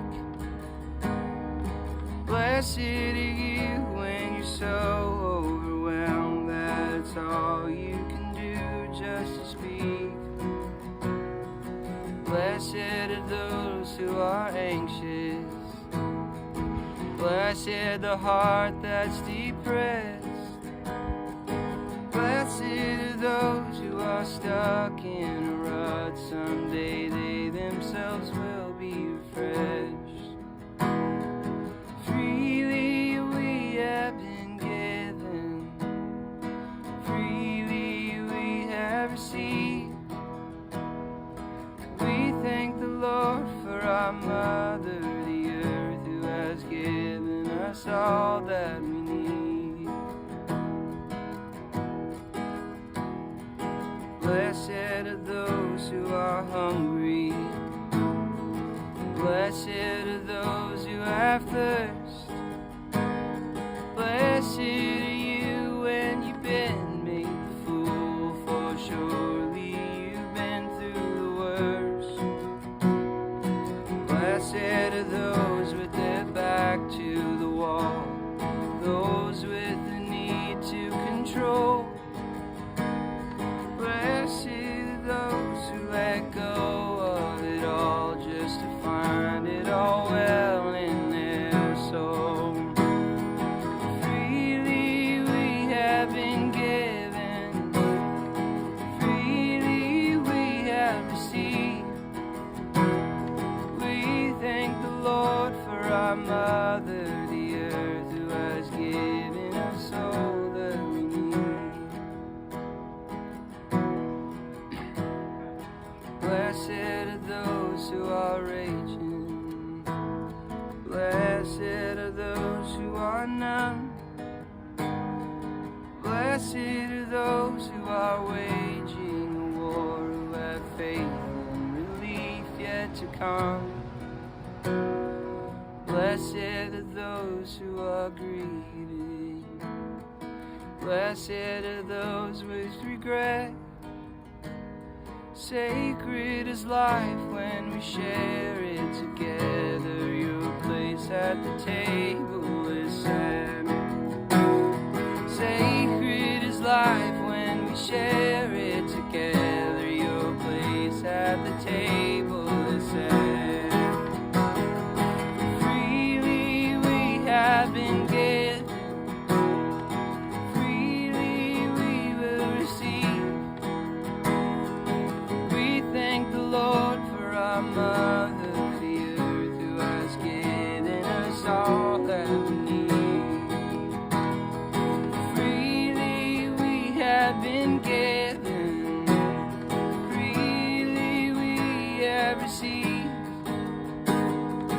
We thank the Lord for our mother, the earth, who has given us all that we need. We thank the Lord for our mother, the earth, who has given us all that we need.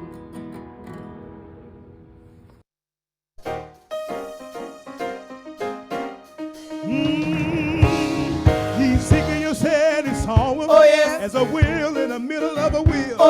John talked about him in the book of the seven seals. Some call him the Rose of Sharon, others call him the Prince of Peace. But I call Jesus my rock. Ezekiel said he saw him as a wheel in the middle of a wheel. John talked about him in the book of the seven seals. Some call him the Rose of Sharon, others call him the Prince of Peace. But I call Jesus my rock. His name is Jesus, my rock. I call him Jesus, my rock. Lily of the valley, Jesus, my rock. Sweet Jesus, my rock. No, he won't deny me, always right beside me. I call Jesus my rock. Ezekiel said he saw him at the wheel in the middle of a wheel. John talked about him in the book of the seven seals. Call him the Rose of Sharon, I call him the Prince of Peace. But I call Jesus my rock. His name is Jesus, my rock. Lily of the valley, Jesus, my rock. Bright morning star, Jesus, my rock. Sweet Jesus, my rock. I know he won't deny me, always right beside me. I call Jesus my rock. Ezekiel said he saw him in the middle of a wheel.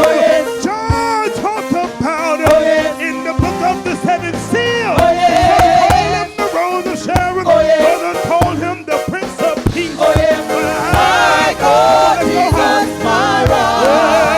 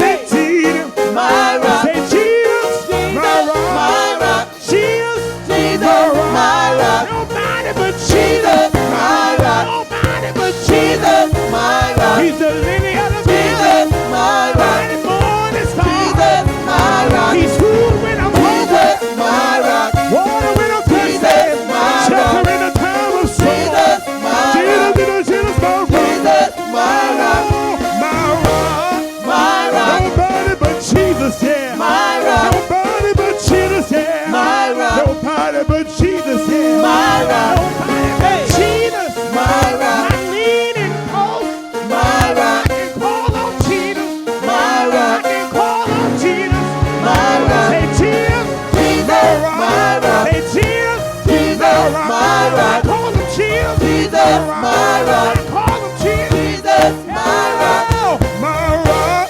My rock. Yeah, yeah, my rock. Yeah. My rock. Yeah, yeah, my rock. Yeah. My rock. Oh, I know he won't deny me. No, he won't deny me.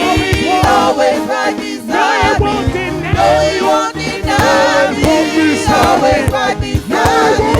No, he won't deny me. Always right beside me. No, he won't deny me. Always right beside me. I call Jesus my rock. Yeah, yeah, Jesus.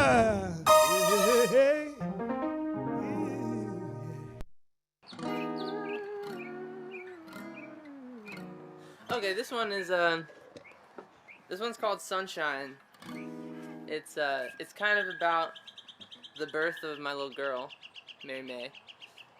I wrote this like before she was born, so I was waiting, you know.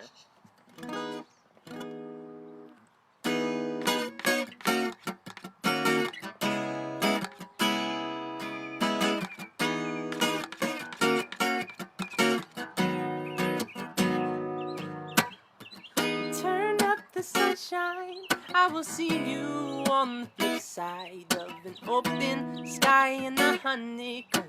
You and me eat from a sweet mango.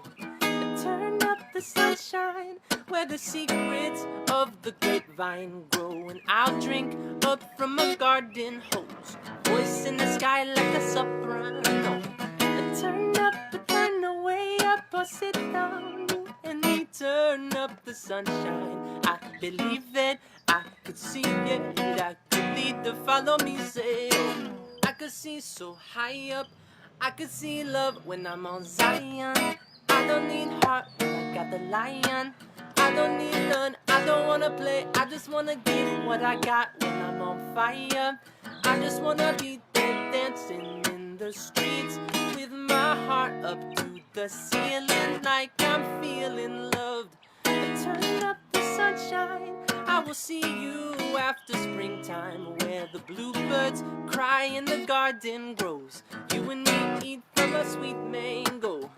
Turn up the sunshine, where the seasons of the grapevine go. And I'll drink up from a garden hose, voice in the sky like a soprano. Now wait, oh, say you should wait on that day. I just wanna see your face, cause I should dream up, cause I'm all prayed up. They told me dream up before I freed up, but now they all say follow the leader. So I'ma wait on the lead. Hey, don't you come on a leap day, follow me on the freeway. I'ma sing up the ceiling, I'ma breathe on to a holy love, the day that she will come to play. Turn up the sunshine, I will see you on the flip side of an open sky and a honeycomb. You and me eat from a sweet mango. Turn up the sunshine, where the seasons of the grapevine grow. And I drink up from a garden hose, voice in the sky like a soprano.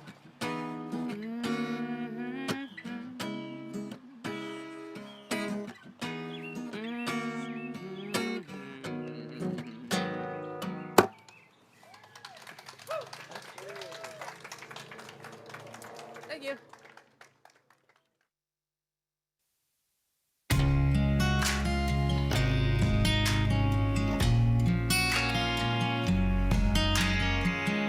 Slow down, only you can save me.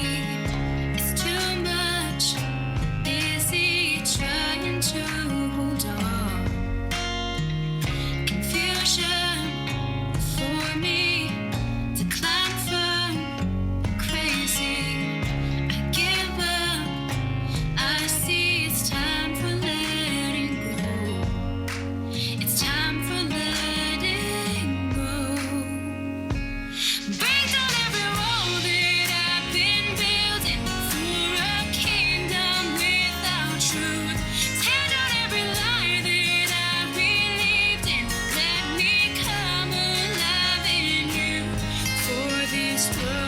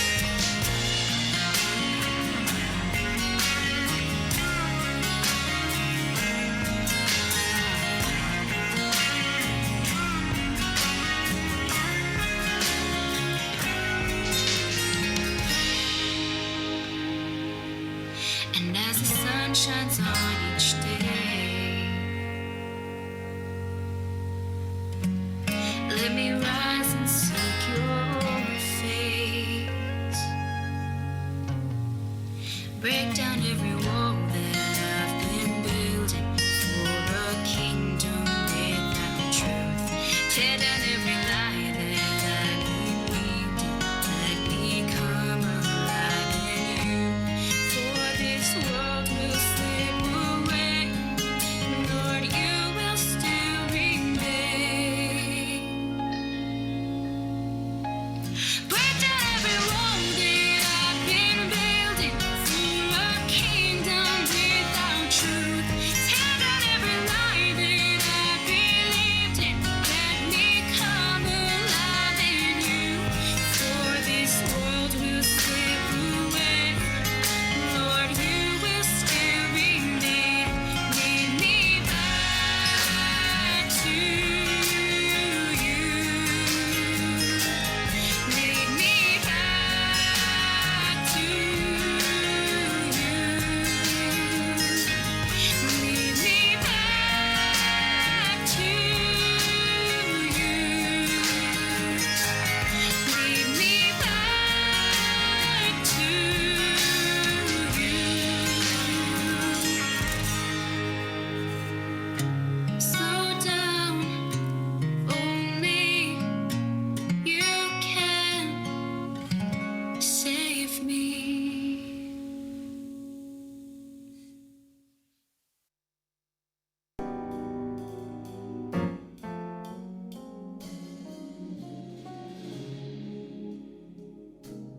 Oh Lord, we give you praise.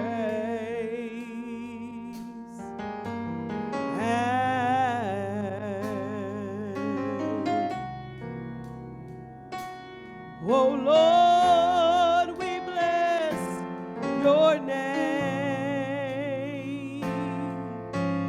And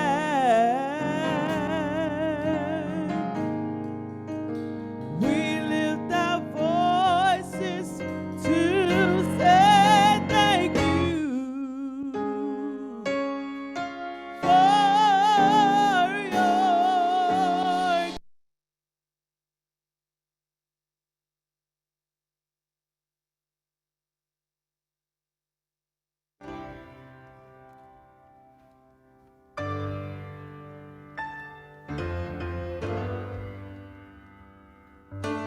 God, I'm on my knees again. God, I'm begging, please again. I need you. Lord, I need you. Walking down these desert roads, water for my thirsty soul. I need you. Yes, God, I need you. Your forgiveness is like sweet, sweet honey on my lips. It's like the sound of a symphony to my ears. It's like holy water on my skin.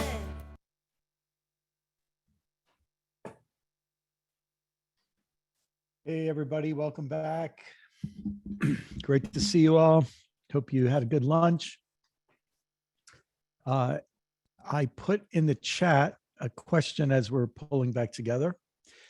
Learning is not the consequence of teaching. Learning is the consequence of thinking. So looking back over this morning, is there a specific question or problem or idea or challenge that you're already thinking about? And if you wouldn't mind, if you feel you could capture that as a question or a statement or an idea, throw that in the chat and let the rest of us see. I'm hoping it's all different kinds of things because we're all in different situations. But what are you thinking about from what you heard so far today? And as folks are reassembling, just take a minute and see what comes to mind.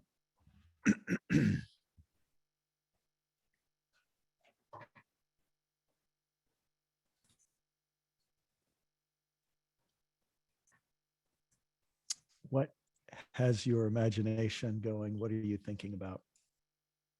Brian, I'll share one that I saw in a question earlier Yeah. that came up, and it's one that I've heard a lot of folks in our community talking about, and we've been thinking a lot about ourselves, which is when we think about loving, how to practice the radical love of God.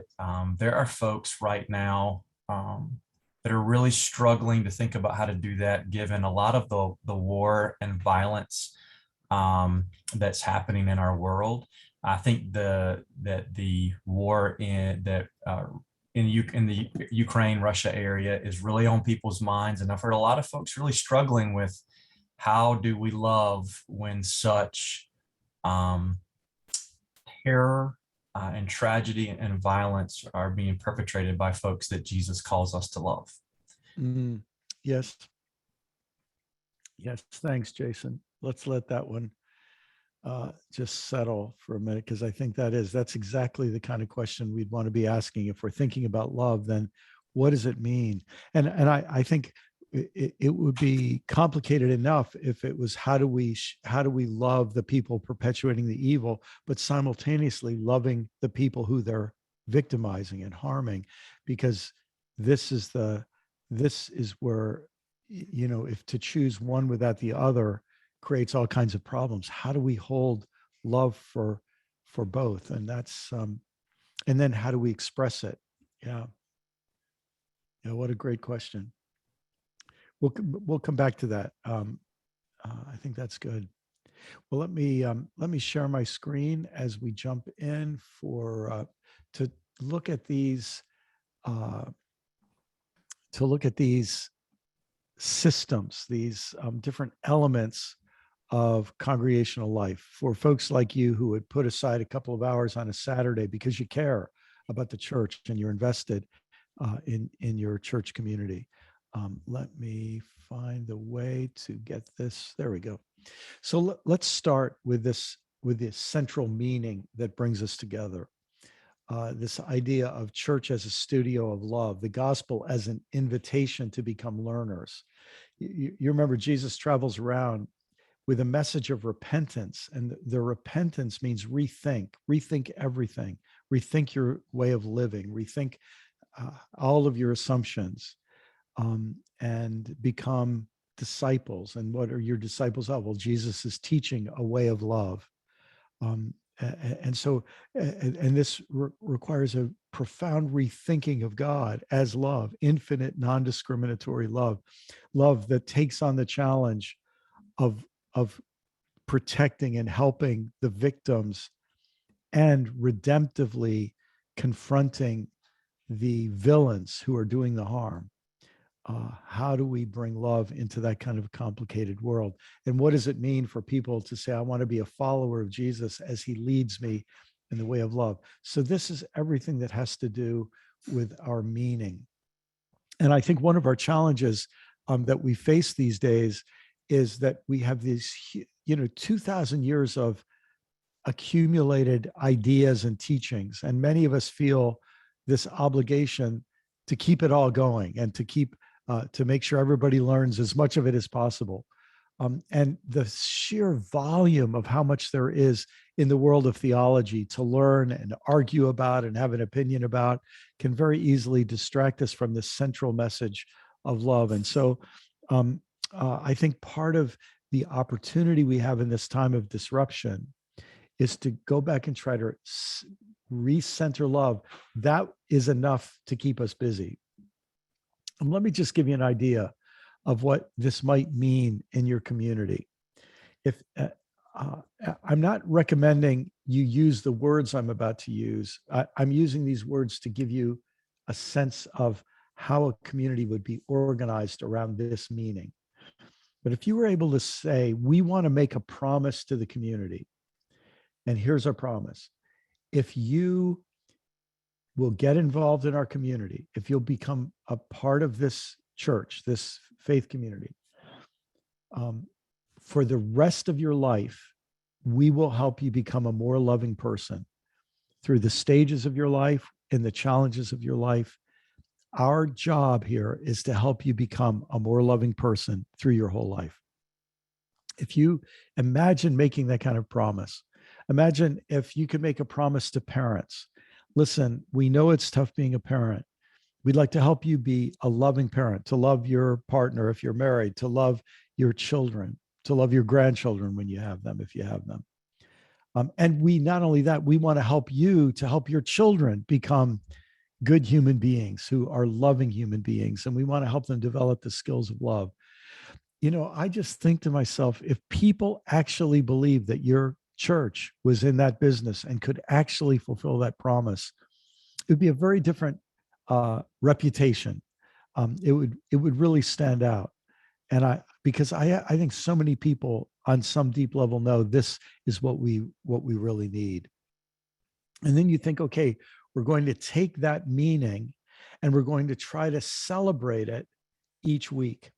Now, I know the word that we typically use for what we do on a Sunday is worship. And I'm all for worship. But, you know, there's a whole lot of hundreds and hundreds, thousands of years of tradition of this idea of worship. But we have to ask ourselves, why do we do worship? Is it because God needs it? Like every 6 days, does God get a little depressed and needs a pep talk of a bunch of humans to sing and perform and tell God how great God is? I don't think so. I think, you know, God is not only familiar with how great God is, but is also not so egotistical that is always needing other people to talk about it. The whole purpose, I think, of worship is to celebrate the meaning that we're talking about, to celebrate this idea that God, at God's very heart, as revealed in Christ, is non-discriminatory love. And so then you start to think that what we're doing when we gather is not for God's benefit. Obviously, we want to bring God pleasure in everything we do, but a huge part of this is for our benefit, for us to be shaped and formed by that meaning. Now, I'd like to give you a definition of a ritual or a practice. A ritual is a way that we use our bodies to bond to meaning. When I say bond to meaning, to connect ourselves to that meaning, to not let that meaning go in one ear and out the other, but to, in the deepest part of ourselves, to connect to that meaning. And so, you know, I'm wearing a wedding ring, and my wife and I have been married for 43 years this year. And so I'm aware that when I see this ring, it reminds me of this solid gold commitment that we've made to each other that at times has been hard to stick with. And we both had challenges in our marriage, and yet we learned to forgive each other and keep loving each other. So the exchange of the ring became a symbol at the beginning of the relationship. And now the wearing of the ring becomes a symbol of that meaning that we made that commitment to and that we're still maintaining. And so we start thinking, what are the ways that we bond to the meaning that we're proclaiming? And so for disciples who take the Eucharist seriously, who take communion seriously, how can we make sure that communion is a deeper bonding to love in all of its dimensions? I remember in the New Testament, one of the names before the name Eucharist came along, or the name communion came along, the name was love feast. It was a love feast. It was a bonding to love through the celebration of a meal. So we imagine, how could that become more and more clear? You know, my personal belief is that major sectors of the Christian faith have sort of taken a unhelpful turn when they tried to turn the communion table into an altar of sacrifice, as if God needed sacrifices to make God be able to forgive. I think one of the things Jesus reveals to us about God is that God's very nature is loving and forgiving. And so God doesn't need people to be making sacrifices to make God be in a mood to forgive.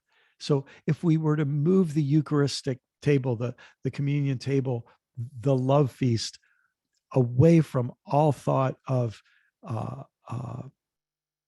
sacrifices to appease an angry God, and rather this is a meal where we sit down at table in the presence of the loving God who was manifest in Jesus Christ. Or we think of Jesus at that table saying, remember me, not remember a doctrine about me, but remember me. And to remember him is to remember the life and actions and words of a truly loving human being. What would we do to our Eucharistic liturgy to bring that out? I believe that most, if not all, disciples' churches have not traditionally been creedal, but our statements of faith, however we articulate our faith, how could we make sure that our statements of faith centered love? Because very often we end up fighting about doctrines in a very unloving way. How can we get love to be one of our main teachings? And when we say, isn't it interesting that the traditional creeds, they say nothing about us being loving human beings? What kind of words would help us come back to that again and again? Keep that central. We mentioned confessions of sin. Again, a lot of times we do confession of sin, it's still based in a fear-based understanding of God, that we better make sure we confess our sin, or God might get us, or if we die before we confess our sin, things might go badly. And it's this sort of fear-based need to confess. What if we shifted confession as a practice that tries to help us to, in a sense, face where we've been unloving and leave that version of ourselves behind and move forward into a life that's really centered in love? How about the songs that we sing? How about the readings and the way they're read, and the prayers, and if we have litanies or other kinds of responsive readings, even things like instrumental music in a service, would there be ways to help that become a time when people bond more deeply to the central call toward love? How could we make sure that every sermon was bent toward love? Our invocations and benedictions, the first words we say and the last words they say, what if we wanted to make sure those words helped us bond to that central meaning of a life lived by the great commandment and the new commandment? What might that look like? Even our announcements. Could we imagine not seeing announcements as just sort of business stuff that we have to get through, but to in some way make clear these are announcements about ways we're going to try to express love and grow in love more deeply in the week ahead. I was talking with a Catholic group recently, and they told me about the previous priest at their parish who had a requirement. It was a very wealthy parish. And he said at the beginning of every meeting, every committee meeting, every council meeting, every small group meeting, every class, at the beginning of every meeting, someone had to read something, read a question. And the question was, how can we make sure this meeting results in benefit to the poor? And it was this priest made everybody agree to this. And they told me that over time, when they had to begin each meeting by having somebody say, how will this meeting help us become of more benefit to the poor in our world and in our area? See, that was a question that got people thinking about love. We're not just here to have a meeting. We're here so that this results in some benefit to the people around us. Could there be a question that gets asked, that helps us with that sort of thing? Brothers and sisters, anything is possible. In a time of disruption, you're allowed to do things differently. You have permission to say, we're going to have new questions that we ask at the beginning of every meeting. Everything becomes possible. And that is a way that we could think in fresh ways about the celebration dimension of our faith community. Let me move to so we have liturgy and ritual, and then other practices. I mentioned the idea of, what if we said we're going to have a little 5-minute meeting in the middle of each service where there's a question that we're going to ask? Maybe for a quarter, we ask the same question every week, and we get people in the habit of coming to church knowing this isn't just me listening. This is me sharing a story about how I had an opportunity to love a person in need since we were last together, or maybe a story about how some other person showed love to me. It just makes us notice different things. It becomes part of our celebration where we bond to love. And then we have all the issues next of community, of how do we help people experience genuine belonging to the community of love. And I think this has been one of the interesting challenges during COVID, when for long periods of time, we couldn't meet in person. And we had to find ways to make sure that we still were caring about people, that we were noticing them. And we may find now that things are going again, that some people have fallen off our radar. We forgot about them. They fell through the cracks. What are we going to do about that now? How do we help people experience belonging to the community of love?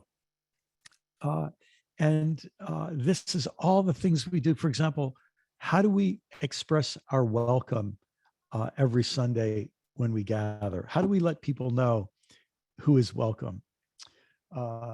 There's a church, you could look this up online if you're interested. It was called Highlands. It's called Highlands Church in Denver, Colorado. And the pastors of that church came up with a welcome statement that they still read every Sunday when they begin. And it's almost like a work of poetry, but it's just a statement of, here's who's welcome here. You could be single or divorced or married. You're welcome here. Whatever your race, you're welcome here. You could be a believer with a theological degree, and you could not even be sure that you believe God exists.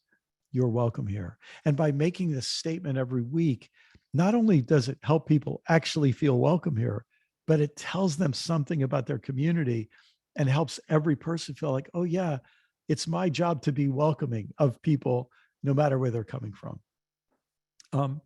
So even in words of welcome when we gather, how do we communicate that? In today's world, probably the first step of welcoming people is, what does our website look like? Because almost everybody visits a website before they'd visit the actual physical location of a church. What happens after people's first visit, and how do we have multiple ways of people getting involved? I think back to my days as a pastor, and we decided at one point that in the summer we would have a volleyball night. And so we met at a public park on Wednesday nights and had a volleyball game. And usually we had enough people for one game. Sometimes we might have had people for 2 or 3 games. And what we found is, when we said that the value of getting together to play volleyball is because we're building fellowship and we're helping people get to know each other, and we're helping people laugh together and experience belonging around our central meaning. We realized that there were people who'd come to play volleyball who had never come to a class. And there were people who'd come to play volleyball who weren't interested in being in committees, but this was something that really brought life to them. And then we found out that people would start bringing their friends to a volleyball game that they might not bring to a church service. And those friends said, these are such nice people, that then they became interested maybe in coming to a church service. So all of this thinking about, what's the system we have to create belonging? This is especially important in our churches that have had static or declining attendance. Because what we have to realize is, we may have gotten out of the habit of making new people feel welcome. It's been so long since we've had new people who've come in. And so it really makes sense for us to do some serious thinking about how people get welcomed and brought in to the congregation. Here's a thought relating to belonging in the community of love. What if we wanted to make sure that at least once a year, or at the most once every 2 years, that every person had a private interview from one of the pastors or some of the lay leaders? And the interview is to say, what are your biggest challenges in becoming the most loving version of yourself? And how can we help you? So the question is not, how good are you doing, but where are your challenges, because we want to help you. Imagine if church leaders showed pastoral care that was oriented toward the mission of the church to help us become a truly loving community. So you start thinking about, everything from welcome and pastoral care to recreation to fellowship, and not just pastoral care of having church leaders, lay leaders or staff show care, but how do we help people learn to express mutual care for one another? How do we encourage that? How do we get people telling stories about that? How do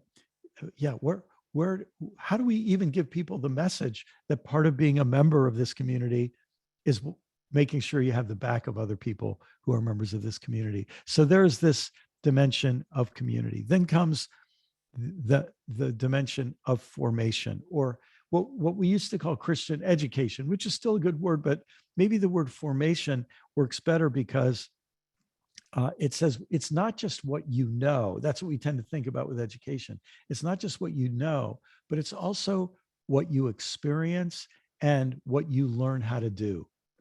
Knowing, experiencing, and doing.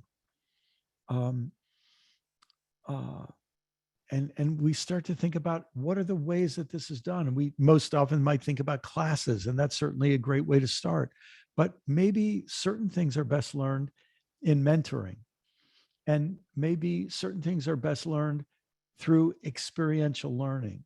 I often think when churches go on mission trips, we might do some good for some other people, but a huge part of it is that it's experiential learning for the people who go.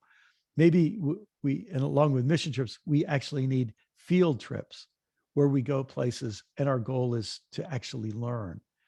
And there are people we can learn from. In many ways, the story I told you about going to the summer camp, I was going on a field trip to see what I could learn from this experience.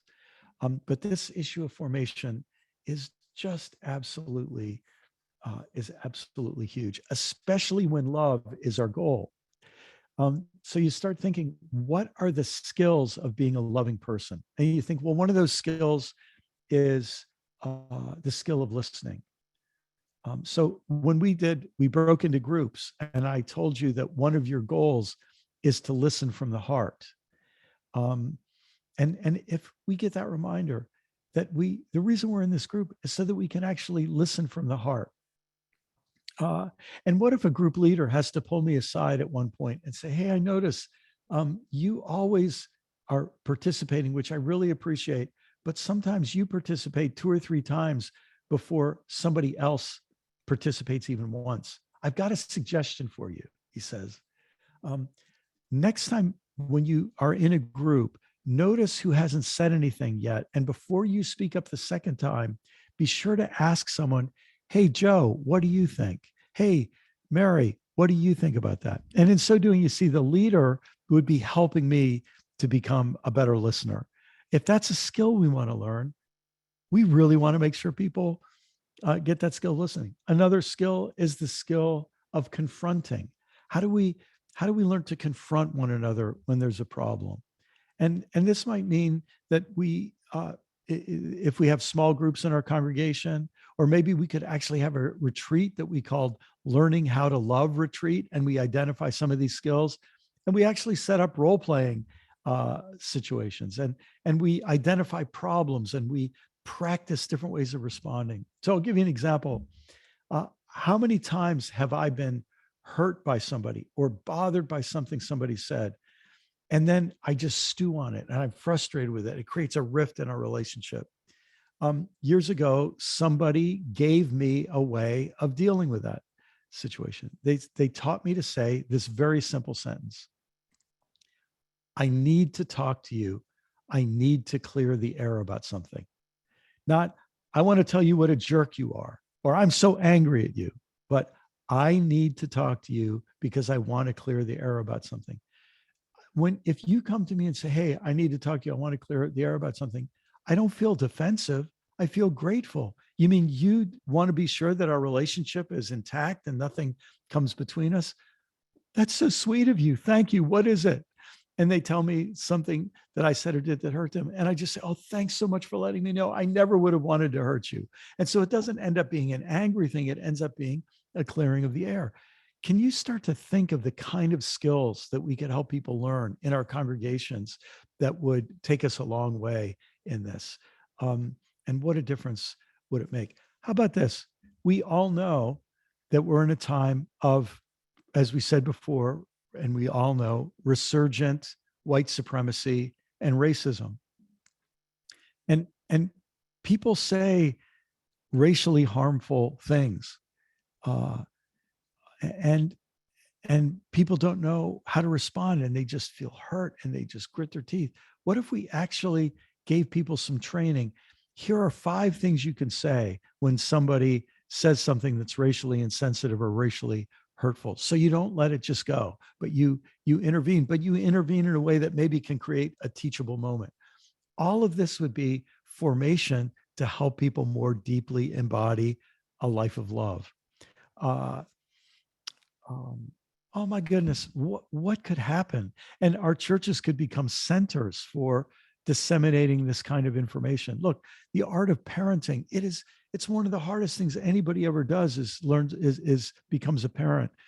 What are the skills of parenting that we wish everybody knew? And not only everybody in our congregation. What if our congregations in North Carolina were to say, we want to have a free class that's offered to everybody in every community with some basic skills of parenting. And we're going to offer this to everybody we possibly can in our community. I mean, what a different world it would be if this is the kind of thing congregations were doing. This is a formation that lives out our mission of love. It's the sky's the limit of what could happen there. And if any of us are thinking, if I were to stop just keeping so many other things going, what's something better I would like to do? Maybe that stimulates some of your imagination. We talked about administry. How do we organize people to live a life of love? And this has to do with everything from governance with boards to job descriptions for staff and volunteers, to planning and budgeting and fundraising, communications management, volunteer care, all of these essential elements of especially churches that reach a certain size, where you can't just take all of this for granted. And then you start to realize, this is a vital part of how we live a life of love. Budgets are documents of love. Job descriptions are ways, and by the way, not just job descriptions that are written once, but job descriptions we come back to whenever there are problems, and we come back to periodically, so that we say, are we expecting too much of this person? Is this a realistic job description? And these become ways that we maintain love with each other. Things of governance, policies, procedures, protections for vulnerable people. These are all expressions of love. And it could really change the way we see the administrative work that we do if we understood this is a vital part of our ministry of love. And then we come to mission, where we put love in action locally, regionally, and globally. And when it comes to action, we think about, first of all, vocation, the sense, how are we helping people develop a sense of calling? And could I say, one of the areas where I think this has phenomenal impact is in helping people think about their jobs. I remember one of the most meaningful sermon series I ever did back when I was a pastor is we did a sermon series called God on Monday. And every week we talked about different dimensions of work. And we had different people in the congregation talk about how God was, they tried to express the love of God and let God be expressed through their work. And I'll just tell you 2 quick stories about this. A woman came to me after one of these sermons and said, I need to set up a private appointment. It relates to my work. So she comes in, she says, I am a bookkeeper at a used car dealership. And she said, I'm really struggling because we get people loans who cannot repay them. And we're so desperate to sell cars that we do all kinds of things that I feel really uncomfortable about. And it's really bothering my conscience. And I realize that the way we do business is not loving to the people. It's loving to us because we sell more cars. It's not loving to the people we sell the cars to. And she says, I don't know what to do about it. Well, it just became this incredible experience that went over the next couple of months that we helped her one step at a time, try to go to her boss and help her. give her language to lovingly not go to her boss and say, you're an immoral, sleazy used car dealer, but to go to her boss and say, I want to feel good about my work. And there's something that's really bothering me. I wonder if you can help me. And she gets her boss involved in a conversation that ends up with him going to the owner. And one thing leads to another. And finally, her boss said to her, I don't think this is going to change. And if this bothers you, you're probably going to need to leave. And then he says, and I'm going to leave myself because it's really started to bother me. And it was just really interesting watching that unfold, that it not only became an issue where she started caring about the effect of her work, but her boss started caring too. And it didn't have a happy, easy ending, but that's life. That's part of reality. And I sure learned a lot as a pastor, sort of walking through that circumstance with her. During that same series, a guy came up to me after church one day and he said, my first Sunday I've ever been here. He says, really, I'm not a believer or anything. The only reason I'm here is because my wife and I are having a lot of marriage problems. And we thought maybe it would help our marriage if we found a church of other people who, are good people. And so I only came here because my wife and I really want to save our marriage. But when you talk today about God at work, he said, I'm a rocket scientist, and he actually was. And he said, I have a company, we're contractors at NASA. And he said, I have 300 employees, whatever it was. And he said, I didn't start this company just to get rich. I started this company because I wanted to give people a good place to work. And he said, I take great pride in knowing that the people who work at my company support 300 families. And he said, I really take this seriously. I never expected I'd come to church to find out that I was doing God's work by being an aeronautical engineer and starting a company. And it was this feeling like he'd been invited into something good and holy, even though he wasn't sure about what he believed. He felt that, and it was very, very sincere on his part. The work of vocation, helping people bring love into their daily work. It's enormously far-reaching, and something maybe could be a big step forward in your congregation going forward, that we start taking what people do from Monday to Friday or whenever they have their work hours more seriously. Acts of compassion where we help those in need. Acts of justice where we don't just say, how can we pull people out of the river, but how can we stop people from throwing people into the river?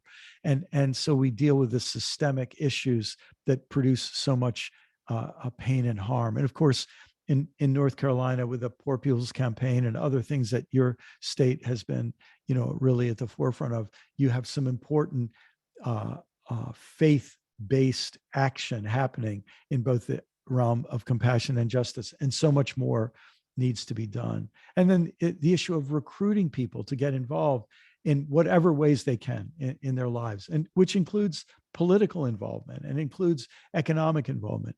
And for us to think that every aspect of our life can be an expression of love, and to take seriously this element of mission, huge possibilities for our congregations. And then finally, for those of us who are in leadership, where we're looking over all of these different areas, and we start thinking about what's the training. For some of us, what this means is we're going to experiment with things that then can influence seminaries and how they train the next generation of leaders to do church in some new ways. Or we might develop other kinds of local or regional training opportunities to train these kinds of leaders. How do we help people who are already out there doing ministry to get some ways of bringing this kind of alignment around love to their professional development? How can we help models to influence younger leaders? How can we send out talent scouts to find people who have leadership abilities? And I'm going to guess a whole lot of you have stories about someone who found you and recruited you for leadership. And then to ask, even beyond individual congregations, how do we build alliances across congregations, across denominations, and even across religions? How could we get churches who are working to build love, and synagogues and mosques and gurdwaras and other faith communities, how can we really reach across and start working together for the common good?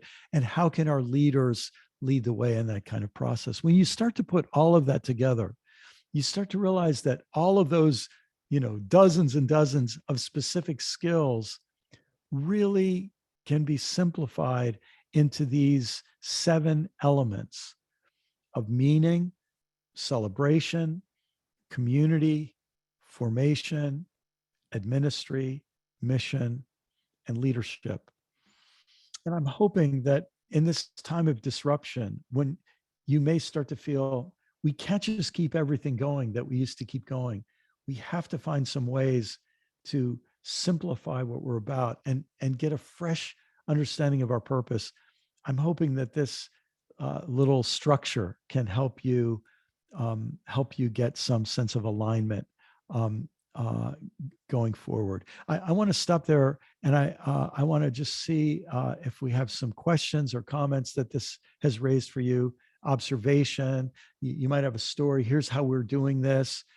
Love to hear from several of you. And if you'll just go down to that reactions button and you could raise a hand, and then we'll call on you, and get to hear from you. Let's go to Ed, and I guess, is it Marianne who's going to speak?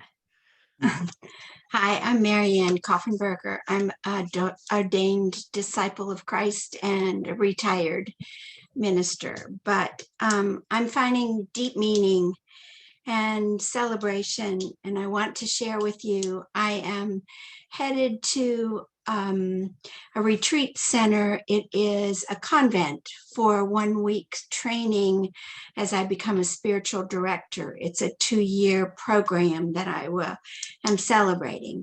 But during the time that I serve as a yoga instructor, and I teach spiritual direction with my yoga classes.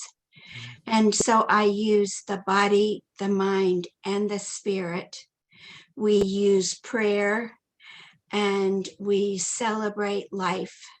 And I have all kinds of people that come. We're not just disciples of Christ. In fact, I'm doing it at Christ Church in New Bern, and the money that is offered to the for the effort of doing the yoga, all the funds are given to nonprofit organizations.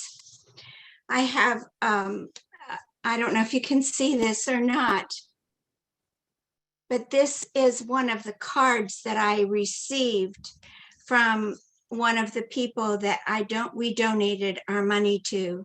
And it says, "Thank you so much for your contributions to support the work of our laundry ministry. Since we have begun in December, we have served 164 families, 1,440 loads of laundry. We appreciate your support for giving dignity to clean clothes and clean bedding for our neighbors. Sincerely, Elizabeth." So that's one of the things that I wanted to share with you that we're doing in our community here in New Bern. And I just feel very called to becoming a spiritual director, integrating it with my yoga. And we use our mind, body, and spirit. And I just read Roar's book, and it says that we sing songs, and that one song is worth 2 prayers. So we do that also. Just want to share that with you. Hey, Marianne, that's so beautiful. Thank you. Before you go, could I ask you a question? Sure. I'm going to guess that when you were a little girl, you had never met, you'd never seen a yoga instructor who is an ordained disciples minister and spiritual director. No, I had not. No. And so you've become something that you never saw before. That is correct. How did that happen? There were some tragedies in my life, and I sought some kind of self-care that you spoke of. And I took a class called Yoga to Beat the Blues. And then I took training from Sean Korn, who is a fabulous spiritual yoga teacher. And from that, it has come out. I have one more thing I want to show you. And these are, my husband serves at Bethany Christian Church, and these are our communion cups. And so what I did for Easter is I filled each communion cup. They gave me 200 and I cleaned them and I put little flowers in, because I feel like when we share in the body and the blood of Christ, that we are called to flower. Oh, that's so great. So That's thanks. beautiful. Just beautiful. Thank you so Okay, much. you're Marianne, welcome. that's All right. just beautiful. Thanks for All sharing that right. story. Wish me well at the convent. Yes, I know it'll be a meaningful time. And I know Okay. you'll come home having experienced more of that formation that will help you bring that love to others. So Thank you so much. Okay. Thank you.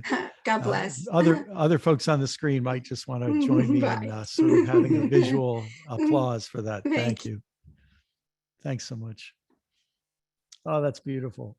And so could we imagine that there might be, hundreds, even thousands of people in North Carolina, and the way they'll be introduced to the way of love might not be through a traditional building and steeple. It might be through a yoga studio where people engage their bodies in motion that gives them a way to bond to the meaning of the love of Christ. So thank you so much for that, Marianne. Any other questions or comments or another story from anybody?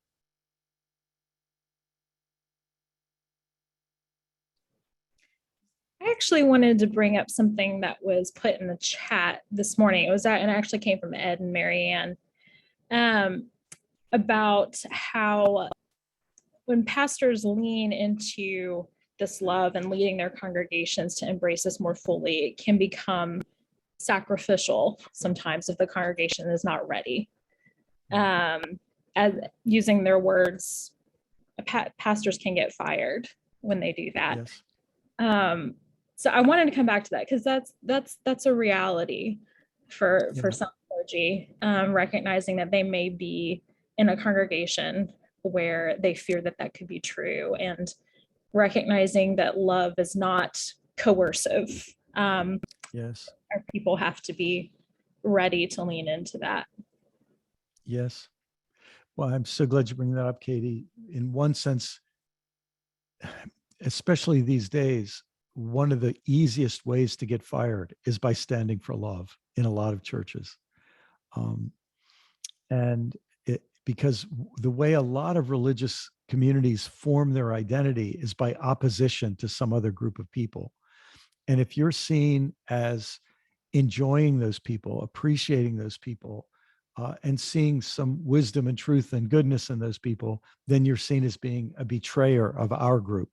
And so it's easy to see how that sort of thing happens. So that's really worth bringing up. And I think every clergy, every pastor in those situations has to go through a discernment process about, do I take a risk or not take a risk? How big a risk do I take? How do I decide when my risks are producing positive momentum and when they're not? And how do we measure those things? And I'll just say my own experience and my own sort of, sense of calling says that it's better to be rejected for who you are than accepted for who you are not. And Jesus had so much to say about rejection. And it's just so, if you read the Gospels, it's through his teachings.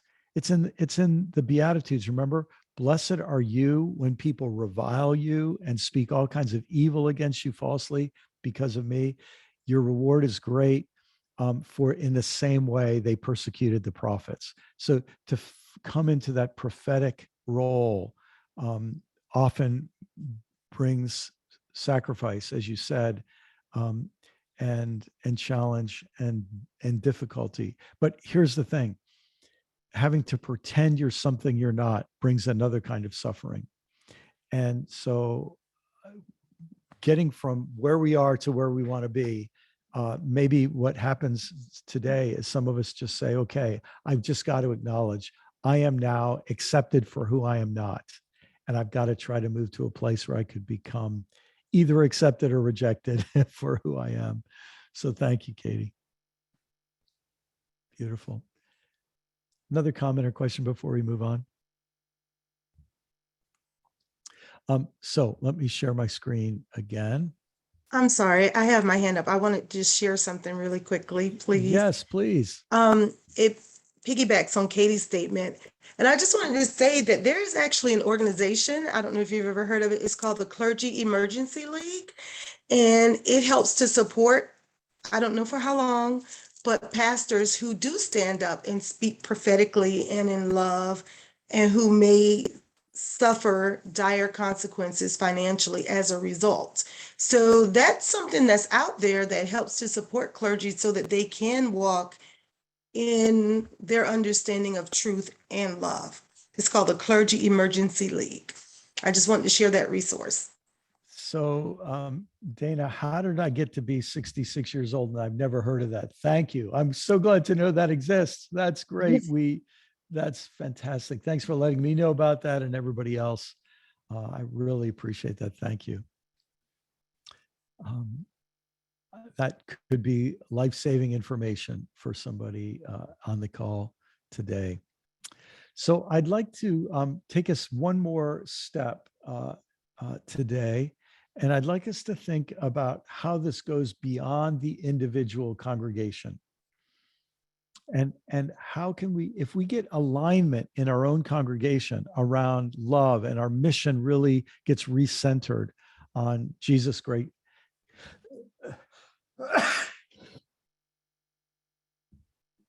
excuse me, little attack of pollen there. If our mission gets centered on Jesus and his central message of love, how can that spread across congregations? And I've been privileged in recent years to get to know a whole wide array of leaders, and the ones on this slide are all Christian leaders, but of course we could find Jewish and Muslim and humanist and other leaders as well. But amazing people across denominations who are trying to lead us in this direction. But here's one of the challenges, and I'm about to try to be very frank and describe a reality that people don't talk about a lot, but I feel this might help us see part of what's going on. In Protestantism, we tend to be very siloed. So the disciples do their thing, and the Lutherans do their thing, and the Episcopalians do their thing, and the Roman Catholics do their thing. And we even often are siloed racially. You know, we have Black churches doing their thing, and Latinx churches doing their thing, and Asian and white. And we have all kinds of ways that we're siloed. And there are all kinds of historical reasons for that. And there might be some benefits from it, but there are some real costs to it. Especially when we realize that we have tensions pulling in every single denomination I'm aware of. Here's the way I describe it. We have a nostalgic wing. Every denomination has a nostalgic wing that I'm aware of. And this nostalgic wing thinks life is hard, change is happening, I don't like it, I like things a lot better in the past. And they're looking back and wishing they could at least stop moving forward and maybe, if possible, move backward to a simpler time or a time they're more comfortable with. There's a real nostalgic wing. It's in every single denomination I've ever encountered. And then at the opposite extreme, we have this, what I'm saying, it's all about love wing, that's saying, look, we can't go back to the past. Let's face the valley of dry bones we're in. Let's face the challenges we're in, and let's make love really first, and let's start moving forward. And so we've got that, if you want to call it forward leaning or progressive or love centered, whatever you want to say, there's this other wing.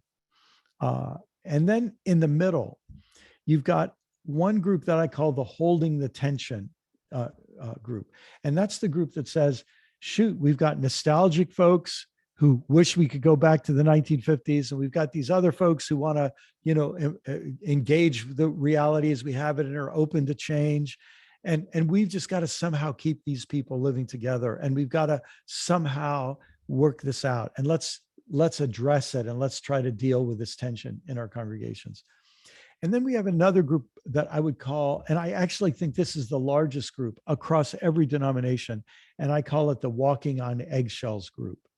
And this is the group that says, let's just avoid any controversial subject, because if we address anything, these people on the extremes will get mad at each other and some people will leave. Let's just avoid anything that's going to upset anybody. And that's why I call it the walking on eggshells group.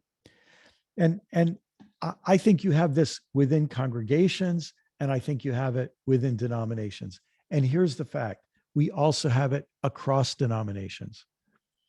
Does that make sense? Are you with me on this so far? And maybe you can see this and you can feel it. So here's the next stage in this.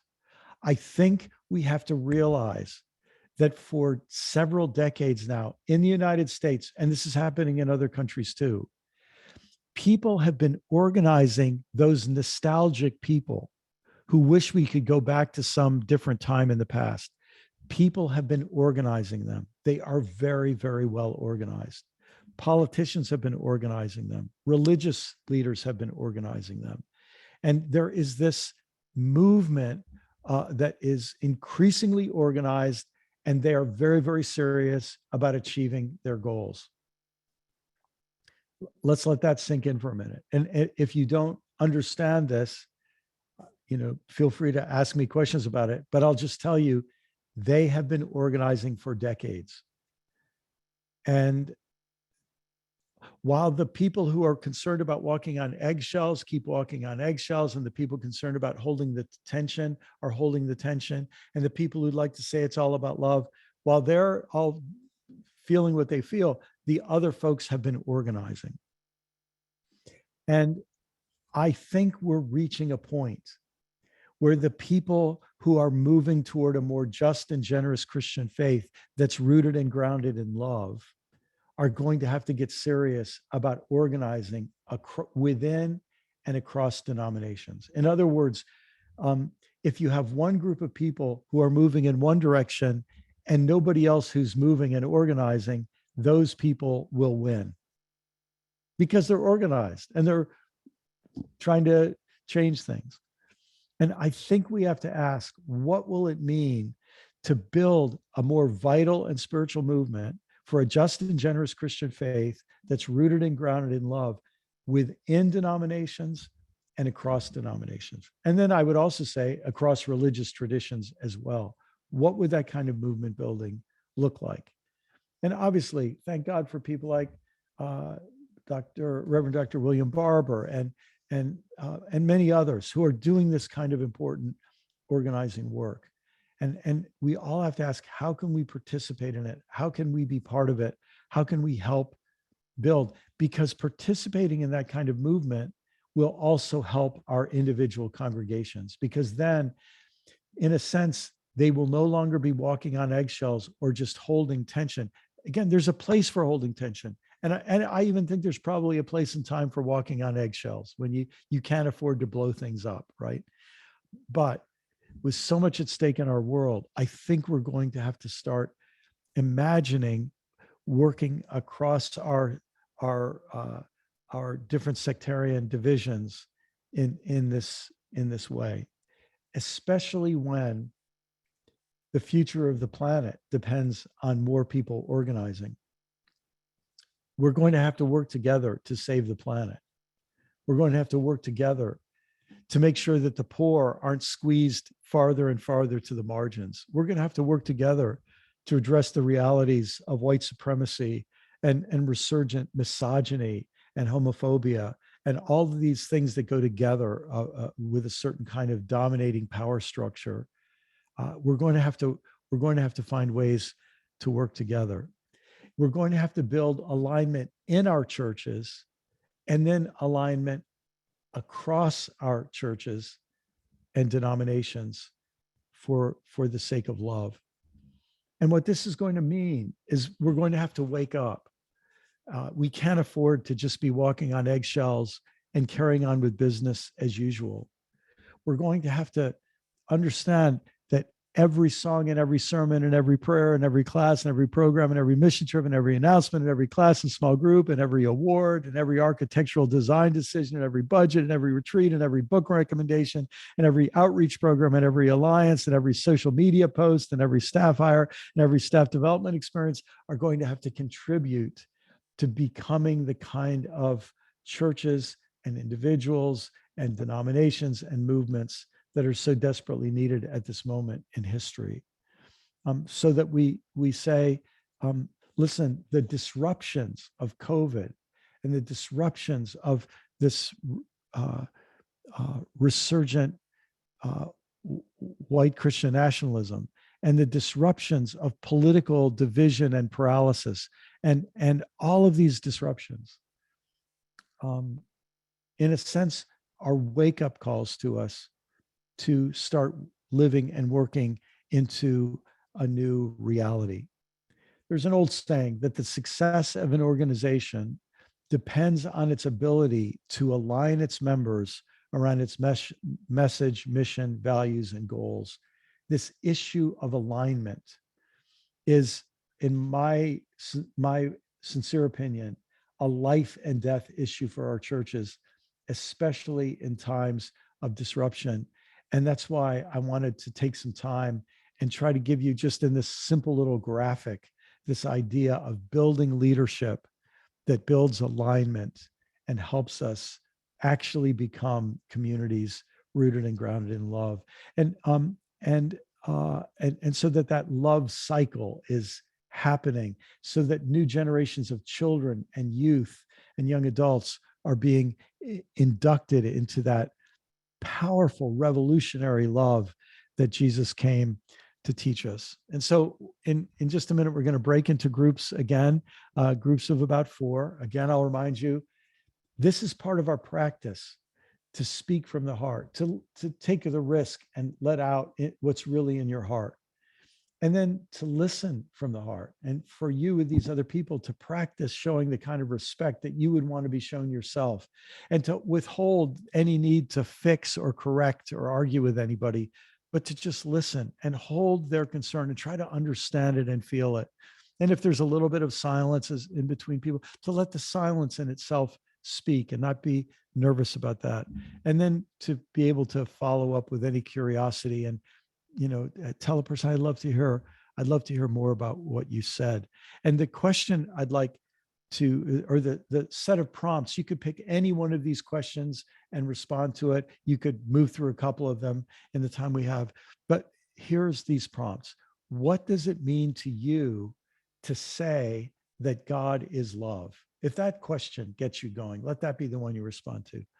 What does it mean to you to say that the greatest commandment is love, according to Jesus? What does that mean to you? What does it mean to you to say that the only thing that matters is faith expressing itself in love, as Paul said in Galatians chapter 6? What would be different if we realigned everything in our churches around the central call to love? Just to let yourself imagine what would be different. And then what will you take with you from our time together today? And I'd like to give us 20 minutes in our groups this time, and then I'll bring us back together and have some concluding comments. And if there's some things you would like to share from your group, we'll have a couple minutes to do that. And I think we'll be able to end at least a half hour early today. But I hope that these prompts will give you something now to speak from the heart about and to listen from the heart about. And let me turn it over to Jason. Any other instructions? Are we ready? Let me unshare my screen, and we should be ready to go to those groups. So just as a reminder, when you see the join, if you see the join room, I think I've got it actually set to send you all there automatically. But if you see the join breakout room button pop up on your screen, go ahead and push that so that you can join your room. And I have set the timer for the 20 minutes this time. So we'll see you back here in 20.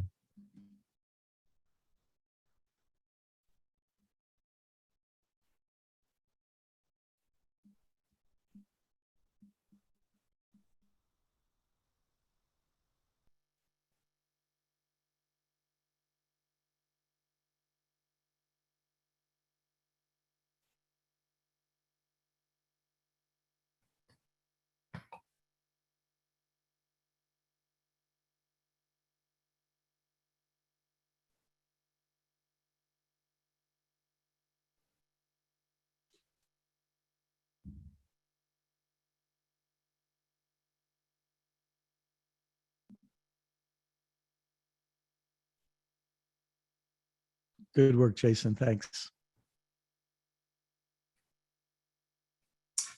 No problem. Sometimes things work, and sometimes half the time, every time you get on a new Zoom meeting, and they've changed stuff. So the nature of technology is shifting so rapidly these days. That's right. Looks like, okay, good. Let's see. I'm just going to go on mute for a couple minutes. Sure.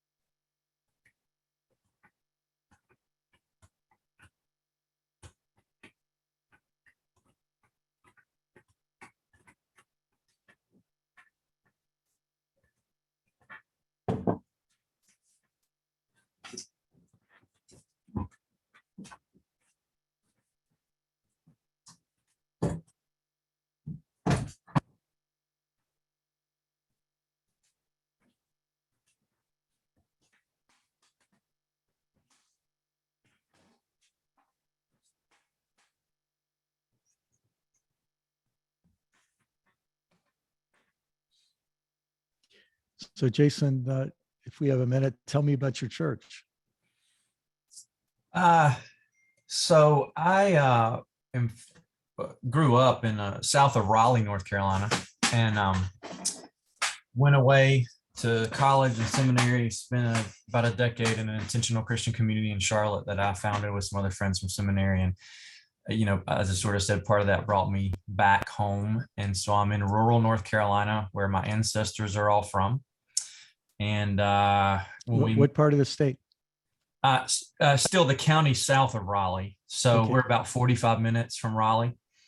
We're actually in the part that's all of the Raleigh spreading is starting to come and hit us. I see. Yeah, our county. So we're kind of the next in line to get overwhelmed with the growth. But my wife and I moved back. Some family members had cancer, and so we came back, and this little church that was about 20 people, their pastor left. We kind of came from the Baptist world, and they were in need. And so my wife and I were able to step in to sort of help with some things for a while. And we looked at each other and said, yeah, we'll never stay here. There were no children. Everybody was over 65. And it was, we knew within a few years they'd be closing the doors. And they asked us to stay, and we said, no, thank you, but we'll help you in the transition. But you don't seem to have a sense of purpose, of what makes you a unique family of faith, and why are you here, you know? And so they said, well, you're right. Can you help us with that? And I said, well, we can help you discover what that might be for you all. And so we walked through about a 8 to 12 month process with them, and we sort of looked at the past and the present and the future. And they put some things together and established what was a really beautiful vision. And we said, you know, well, that's something that we might could work with. And by that point, you know, some folks that had left had started to return. Some families were getting involved, and there was a dozen children running around. And so all that to say, our experience, my wife and I, has been that some churches need to die so that resurrection can happen. And that's been our experience at Hood Memorial Christian Church. And they went through a death, and on the other side of death has been something really beautiful and vibrant. And you know, part of that is, I think a lot of what you're saying is just learning to love. Very, very simple. Learning to embrace change, because you know, when you're faced with shutting the doors and folks that have wanted it to go back, all the things that you said, right? Want to go back the way it was, just want to, why can't we, the good old, all that stuff, right? But when they're facing closing the doors and they realize that we either change or die, I think that's part of the journey of resurrection. And what is about 6 years later now, we're a congregation of about 90 when everybody's there. Of course, now with COVID, you know, when everybody's there, it's a smattering of some of the folks that are on Facebook and YouTube and in person and all that kind of stuff. But there's about 90 of us now. And so it's a growing, thriving little place. And we love it dearly now. And I would have never thought I would stay when we first got here. Great story. What a great story. That's great. That's great. Lots of work to do still, but. That's right. Oh, that's beautiful though. Thanks for sharing that, Jason. And what about the, tell me about the intentional community. And is that still going, or? Yeah? It is not really an intentional community anymore, but our partners still run a nonprofit there that is what the community was. I'm not even sure if they still call it that. You know, Brian, there's a lot of brokenness and fragmentation in that. My journey, you know, sort of coming into a lot of racial equity work, and at some point in that wondering, what is it with all us white people deciding that we should start these communities of people in neighborhoods that are of color, and start becoming the arbiter of resources there. And we diverged in two different directions. So my wife and I knew it was time to, started becoming community organizers. And that journey led us away. Yeah, that makes sense. That makes sense. Yeah. Is it possible to say what is sort of the vibe that you guys feel in North Carolina now? Does it feel like the tide is turning, the division is deepening, the bad guys are winning? What's your sort of vibe that you feel now? You know, I think we're such a diverse state in terms of a little bit of everything is here. A little bit of everyone is here. And I think you get a lot of different responses. You know, I'm really taken by looking at some research. I forget where I saw this, but a couple of books that are out talk about the church being more predictive based upon political party than anything else Yeah. these days. And I think we really experienced that in North Carolina. Mm. And one of the things that I love about the Christian Church Disciples of Christ is that we still have maintained people together, whereas a lot of groups have fractured a long time ago. A lot are still fracturing. Yeah. And I think that's our unique challenge as disciples of Christ, is to not simply be those churches that are partisan, but churches that are trying to heal the Christ-centered divide to some way. Yeah. Yeah, and holding all of that together, and I resonate with what you said, what you just spoke about. There's a lot of that, and I think I feel like there's a lot of times that I'm bouncing back and forth between all of those. Yeah. It's interesting that part of our journey at our church, I think some of the best things that we have done as far as change goes, as we have looked towards the future, have been where we've recognized that something from the past is helping guide us, that there's something in the present that is speaking the need for change, and there's something that we haven't thought about. And when those things come together, then we seem to find a good decision. Yes. And that seems to bring people together, because in some ways it sort of helps the folks and all over the chart that you just gave. And I don't know, I'm thinking through that. I'm processing a lot of what you just shared. So yeah. Don't have a lot of answers, but probably some stories. Well, so much of it is it's an art, not a science, right? It's something we discern our way through and that is make so mistakes our way through and learn as we go. Yeah. That is so right, I think. Yeah. Yeah.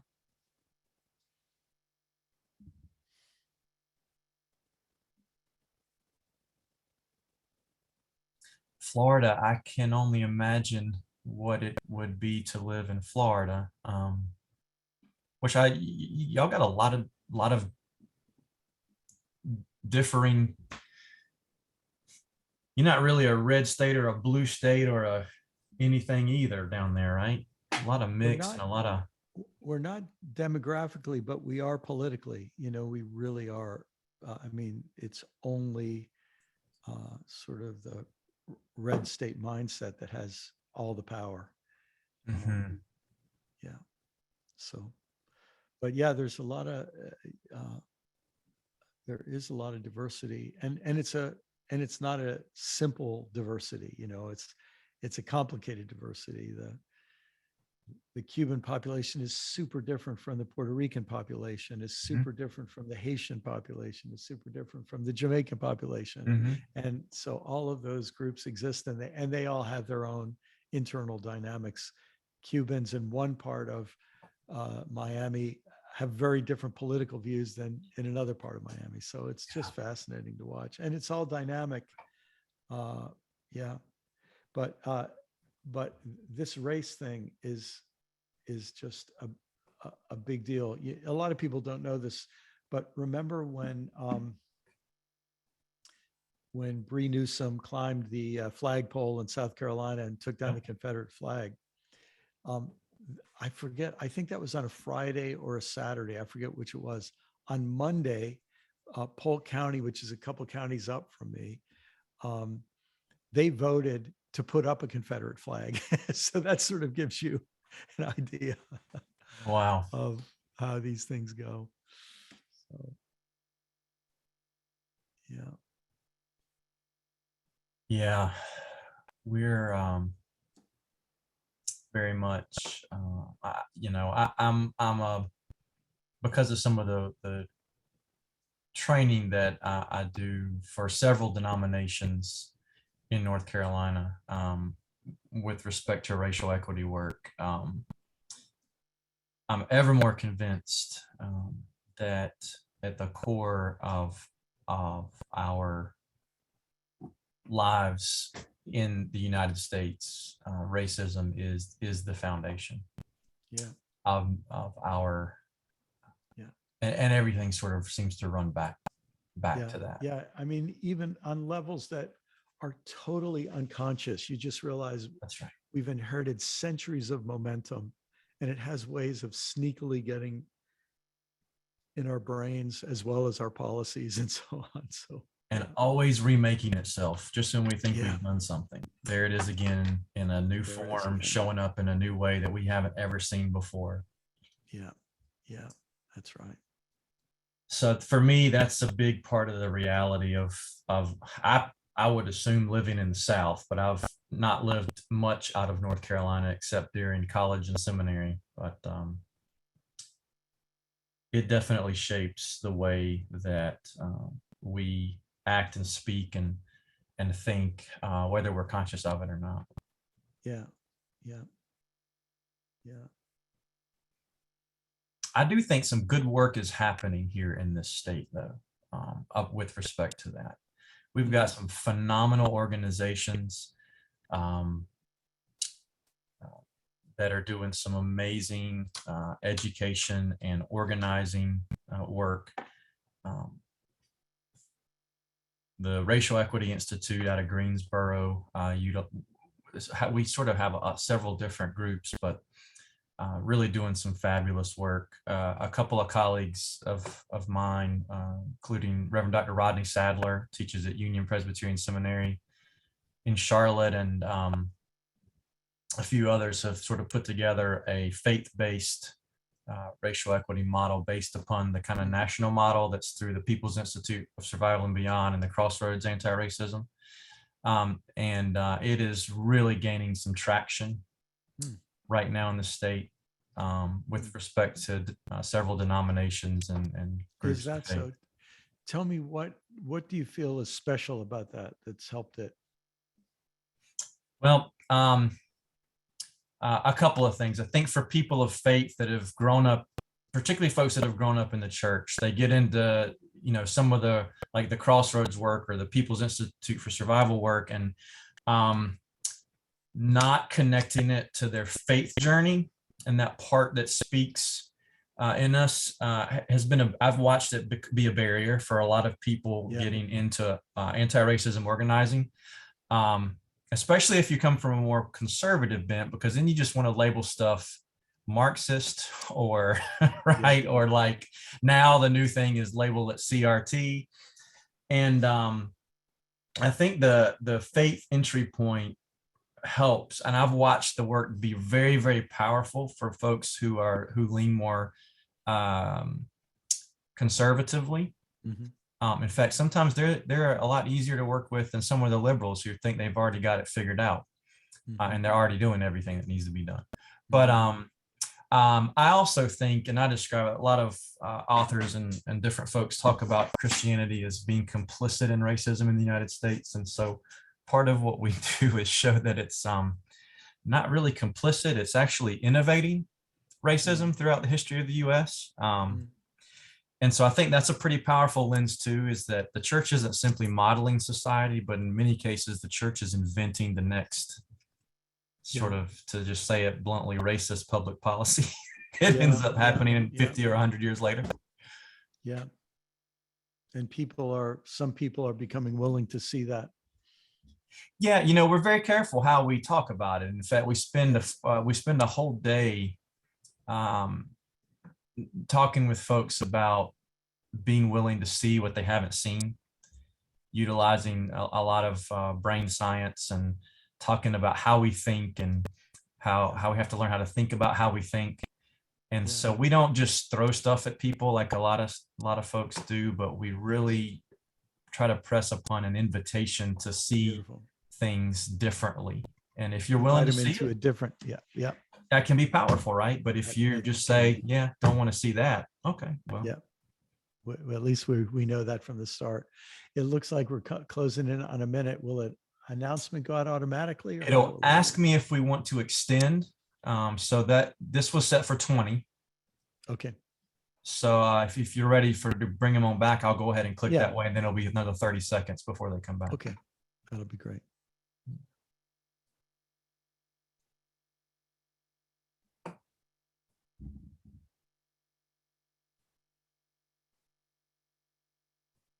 Let's see.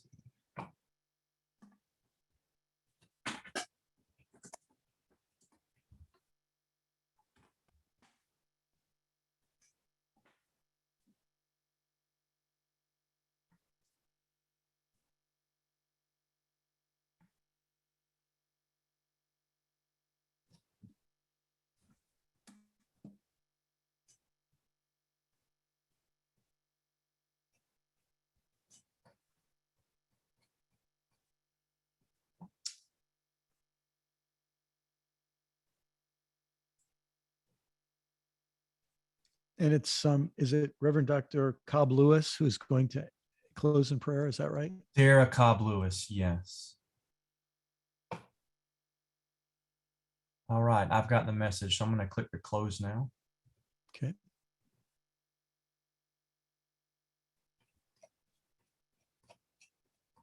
Yep, about 20 seconds left, and I'll be all back. Great.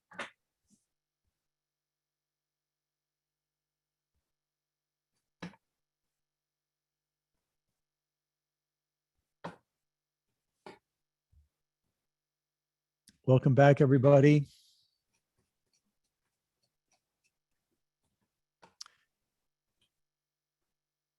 Welcome back. Welcome back. As we draw our time to a close, I wondered, is there anyone who has a question or you heard something in your session that you want to be sure everybody can hear? We want to give a couple minutes to hear from y'all. Some feedback from your session, something you heard or learned or that surprised you or inspired you, that you heard from somebody else. We'll just give a couple minutes if anybody has something they'd like to share. You can just go down to that reaction section and raise your hand, and that'll let me know.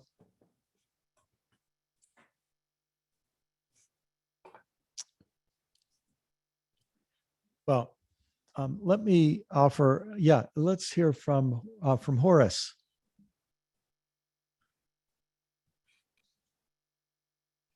Yes, sir. You know what? You're there. You go. Yeah. In our session, we kind of figured out that change is very difficult sometimes. No matter how hard you want it to happen, it's difficult. And so we have to be mindful of that and be persistent in making change. Yeah. Yeah. Well said. Well said, Horace. Thanks. Jason and I were talking about this. I think that, congregations have to keep making change, and it can feel that you make one and then now there's another one and then now there's another one and another one. And after the 7th or 8th or 22nd change, you just run out of steam because everyone feels like a battle. And my recommendation for congregations would be that you go through a period of time where you try to make one change, just one. And that one change is a change in your attitude toward change. If that makes sense. In other words, you try to reach congregational agreement that we're in a new time and things, we've got to be open now, that constant change is here to stay, but not change for the sake of change, that change that's around our mission of love. And that love now, in a sense, requires us to change. All of us who've raised children know that the love stays the same. If the love stays the same, that's all that you need to stay the same. But the love that stays the same means that when your children are little, you take the glass vase off the coffee table and you put it up somewhere high so that little kids don't break it. And as they get bigger, things keep changing. You get new furniture, everything changes, but it's not change for the sake of change. It's change because love is the consistent thing.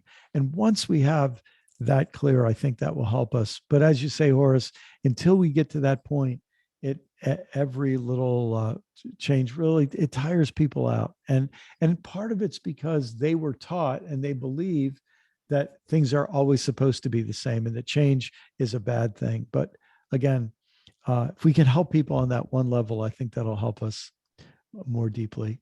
Before we move on, anything else? Well, I'd like to close our time together by sharing with you another prayer from the Corrymeela community that I mentioned earlier. And this will be a kind of little spiritual exercise to draw our day to a close. And after I lead in this concluding exercise, I'll invite Reverend Dr. Cobb Lewis to conclude our day with prayer. But here is this prayer based on Genesis 16:13. It's called Prayer for a New Name. God of Hagar, when Hagar was exiled in the desert, she met you and gave you a name, the living one who sees me. We have walked far and seen many things. And now, because of what we have seen, because of where we are going, because of where we are now, we give this new name now. We do not destroy past names because they have brought us here. We celebrate the new name that will bring us on, because you are known by many names, names which bring us on. Amen. Just to go back, isn't it interesting that the first person to name God in the Bible is an Egyptian who was enslaved? And it's so ironic that we encounter an Egyptian slave in Genesis, and then in Exodus, we encounter Egyptian enslavers who enslave the children of Israel and others, or the Hebrew children and others. But the God of Hagar was exiled. She was mistreated by Abram and Sarah, and she gives God the name, the living one who sees me. And I just love this poem. We have walked far and seen many things. And now, because of what we have seen, because of where we are going, because of where we are, we give this new name now. And what I'd like us to do as a little concluding activity is I'd like to give you a moment, and we'll just be silent together for a moment. And I'd like you to imagine, what is the name that you would like to give God? Just as Hagar did, that you were to say, here is how I would like to refer to God in this prayer on this day at the end of our time together. We do not destroy past names because they have brought us here. We celebrate the new name that will bring us on. And what is a name for God that for you, you think that today could help bring us on?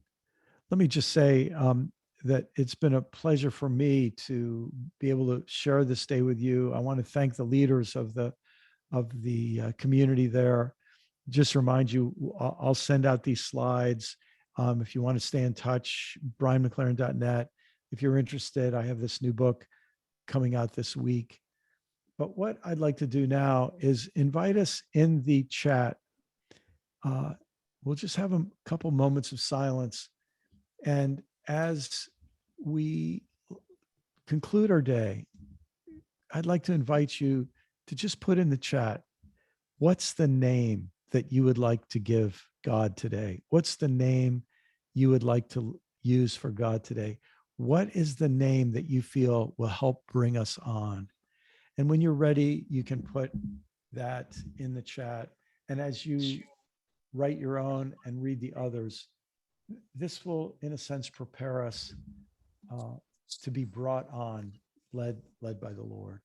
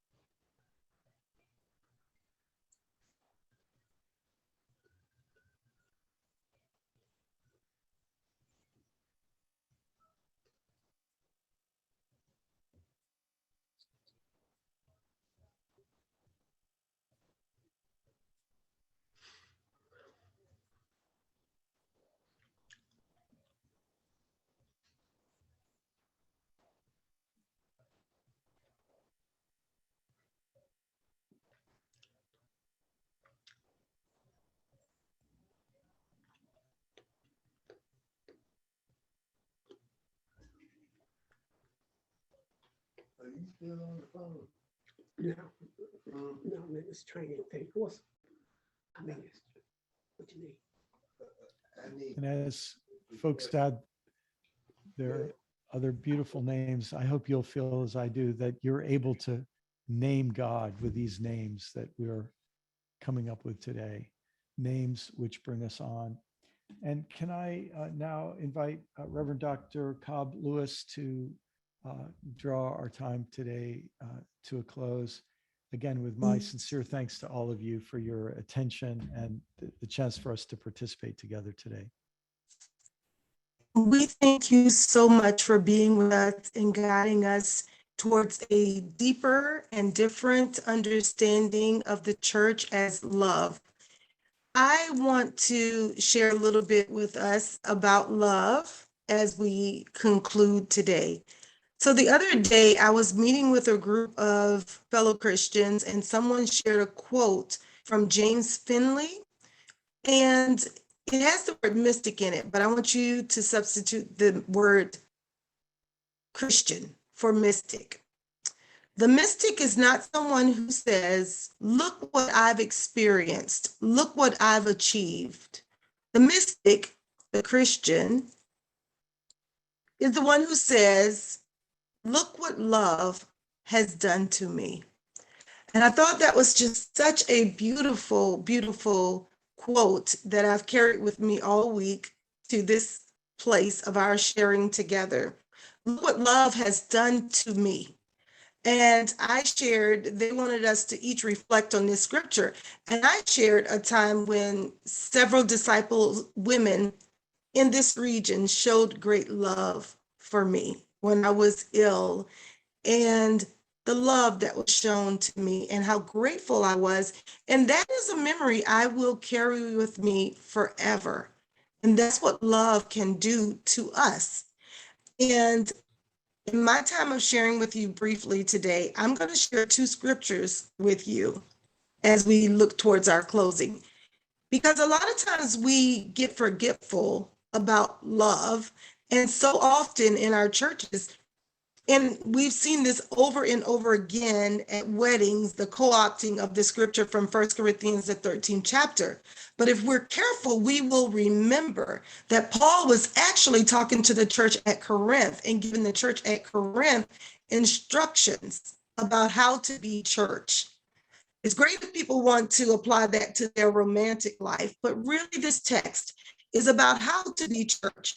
So remember this scripture. If I speak with the tongues of mortals and of angels, but do not have love, I am a noisy gong and a clanging cymbal. And if I have prophetic powers and understand all mysteries and all knowledge, and if I have all faith so as to remove mountains, but do not have love, I am nothing. If I give away all my possessions, and if I hand over my body so that I may boast, but do not have love, I am nothing. It's a great reminder. Love is patient, love is kind. Love is not envious or boastful or arrogant or rude. It does not insist on its own way. It is not irritable or resentful. It does not rejoice in wrongdoing, but rejoices in the truth. It bears all things, believes all things, hopes all things, endures all things. Love never ends. Love never ends. So I'll pause right there with that scripture, but it's important for us to return to that scripture for what it is and to whom it was written. It was written to us as church, instructing us how to exist together, and I would say how to exist with others outside of the walls of the building of the church. So I want to encourage us to remember what love can do when love is at the center of all we do, and to be open to what the Spirit is saying to the churches today, and to not get stuck in the former things. I do believe that God is the same yesterday, today, and forever, but it doesn't mean that at all times and all places exactly the same way. So to be open to the movement of the Spirit and how the Spirit calls us to love in this season. And finally, I want to share with you one of my most favorite scriptures, And it is from Ephesians, the 3rd chapter, the 14th verse through the end. I've been interested before when people have said, forgive me, I'm going to read a longer text. Well, you don't have to forgive me. I'm going to read this longer text for you. It's one of my favorites, and I hope that it blesses you as we close our time together and as we remember what love can do to us, for us, with us, and as we minister to others. So this is a blessing for going, a good word for going. For this reason, I bow my knees before the Father, from whom every family in heaven and on earth takes its name. I pray that, according to the riches of his glory, he may grant that you may be strengthened in your inward being with power through his Spirit, and that Christ may dwell in your hearts through faith, as you are being rooted and grounded in love. I pray that you may have the power to comprehend with all the saints what is the breadth and the length and the height and the depth, and to know the love of Christ that surpasses knowledge, so that you may be filled with all the fullness of God. Now to him who by the power at work within us is able to accomplish abundantly far more than all we can ask or imagine. To him be glory in the church and in Christ Jesus to all generations, forever and amen. Amen. Go in the blessing, in the presence of Christ.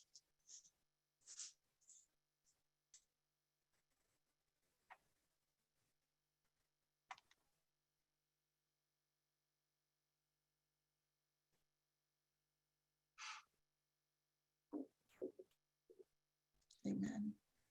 Thank you.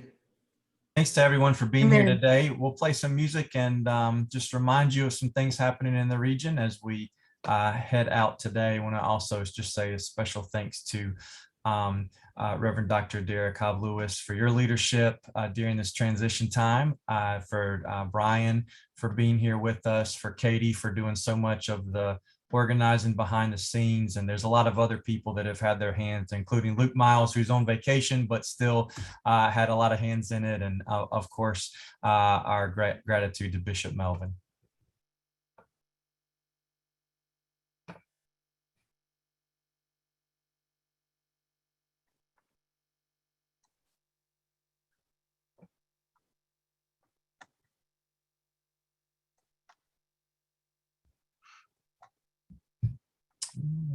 Try that.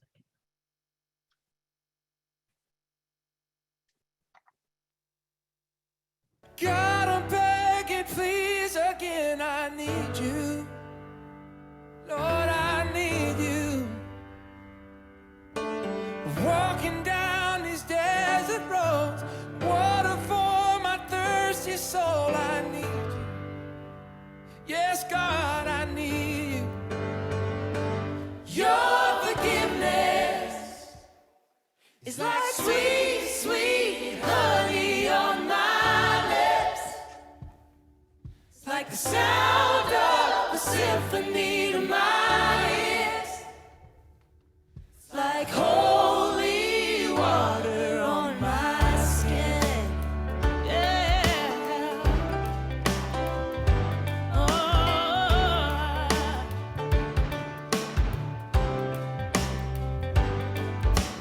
Dead men walking, slave to sin. I want to know about being born again. I need you. Oh Lord, I need you.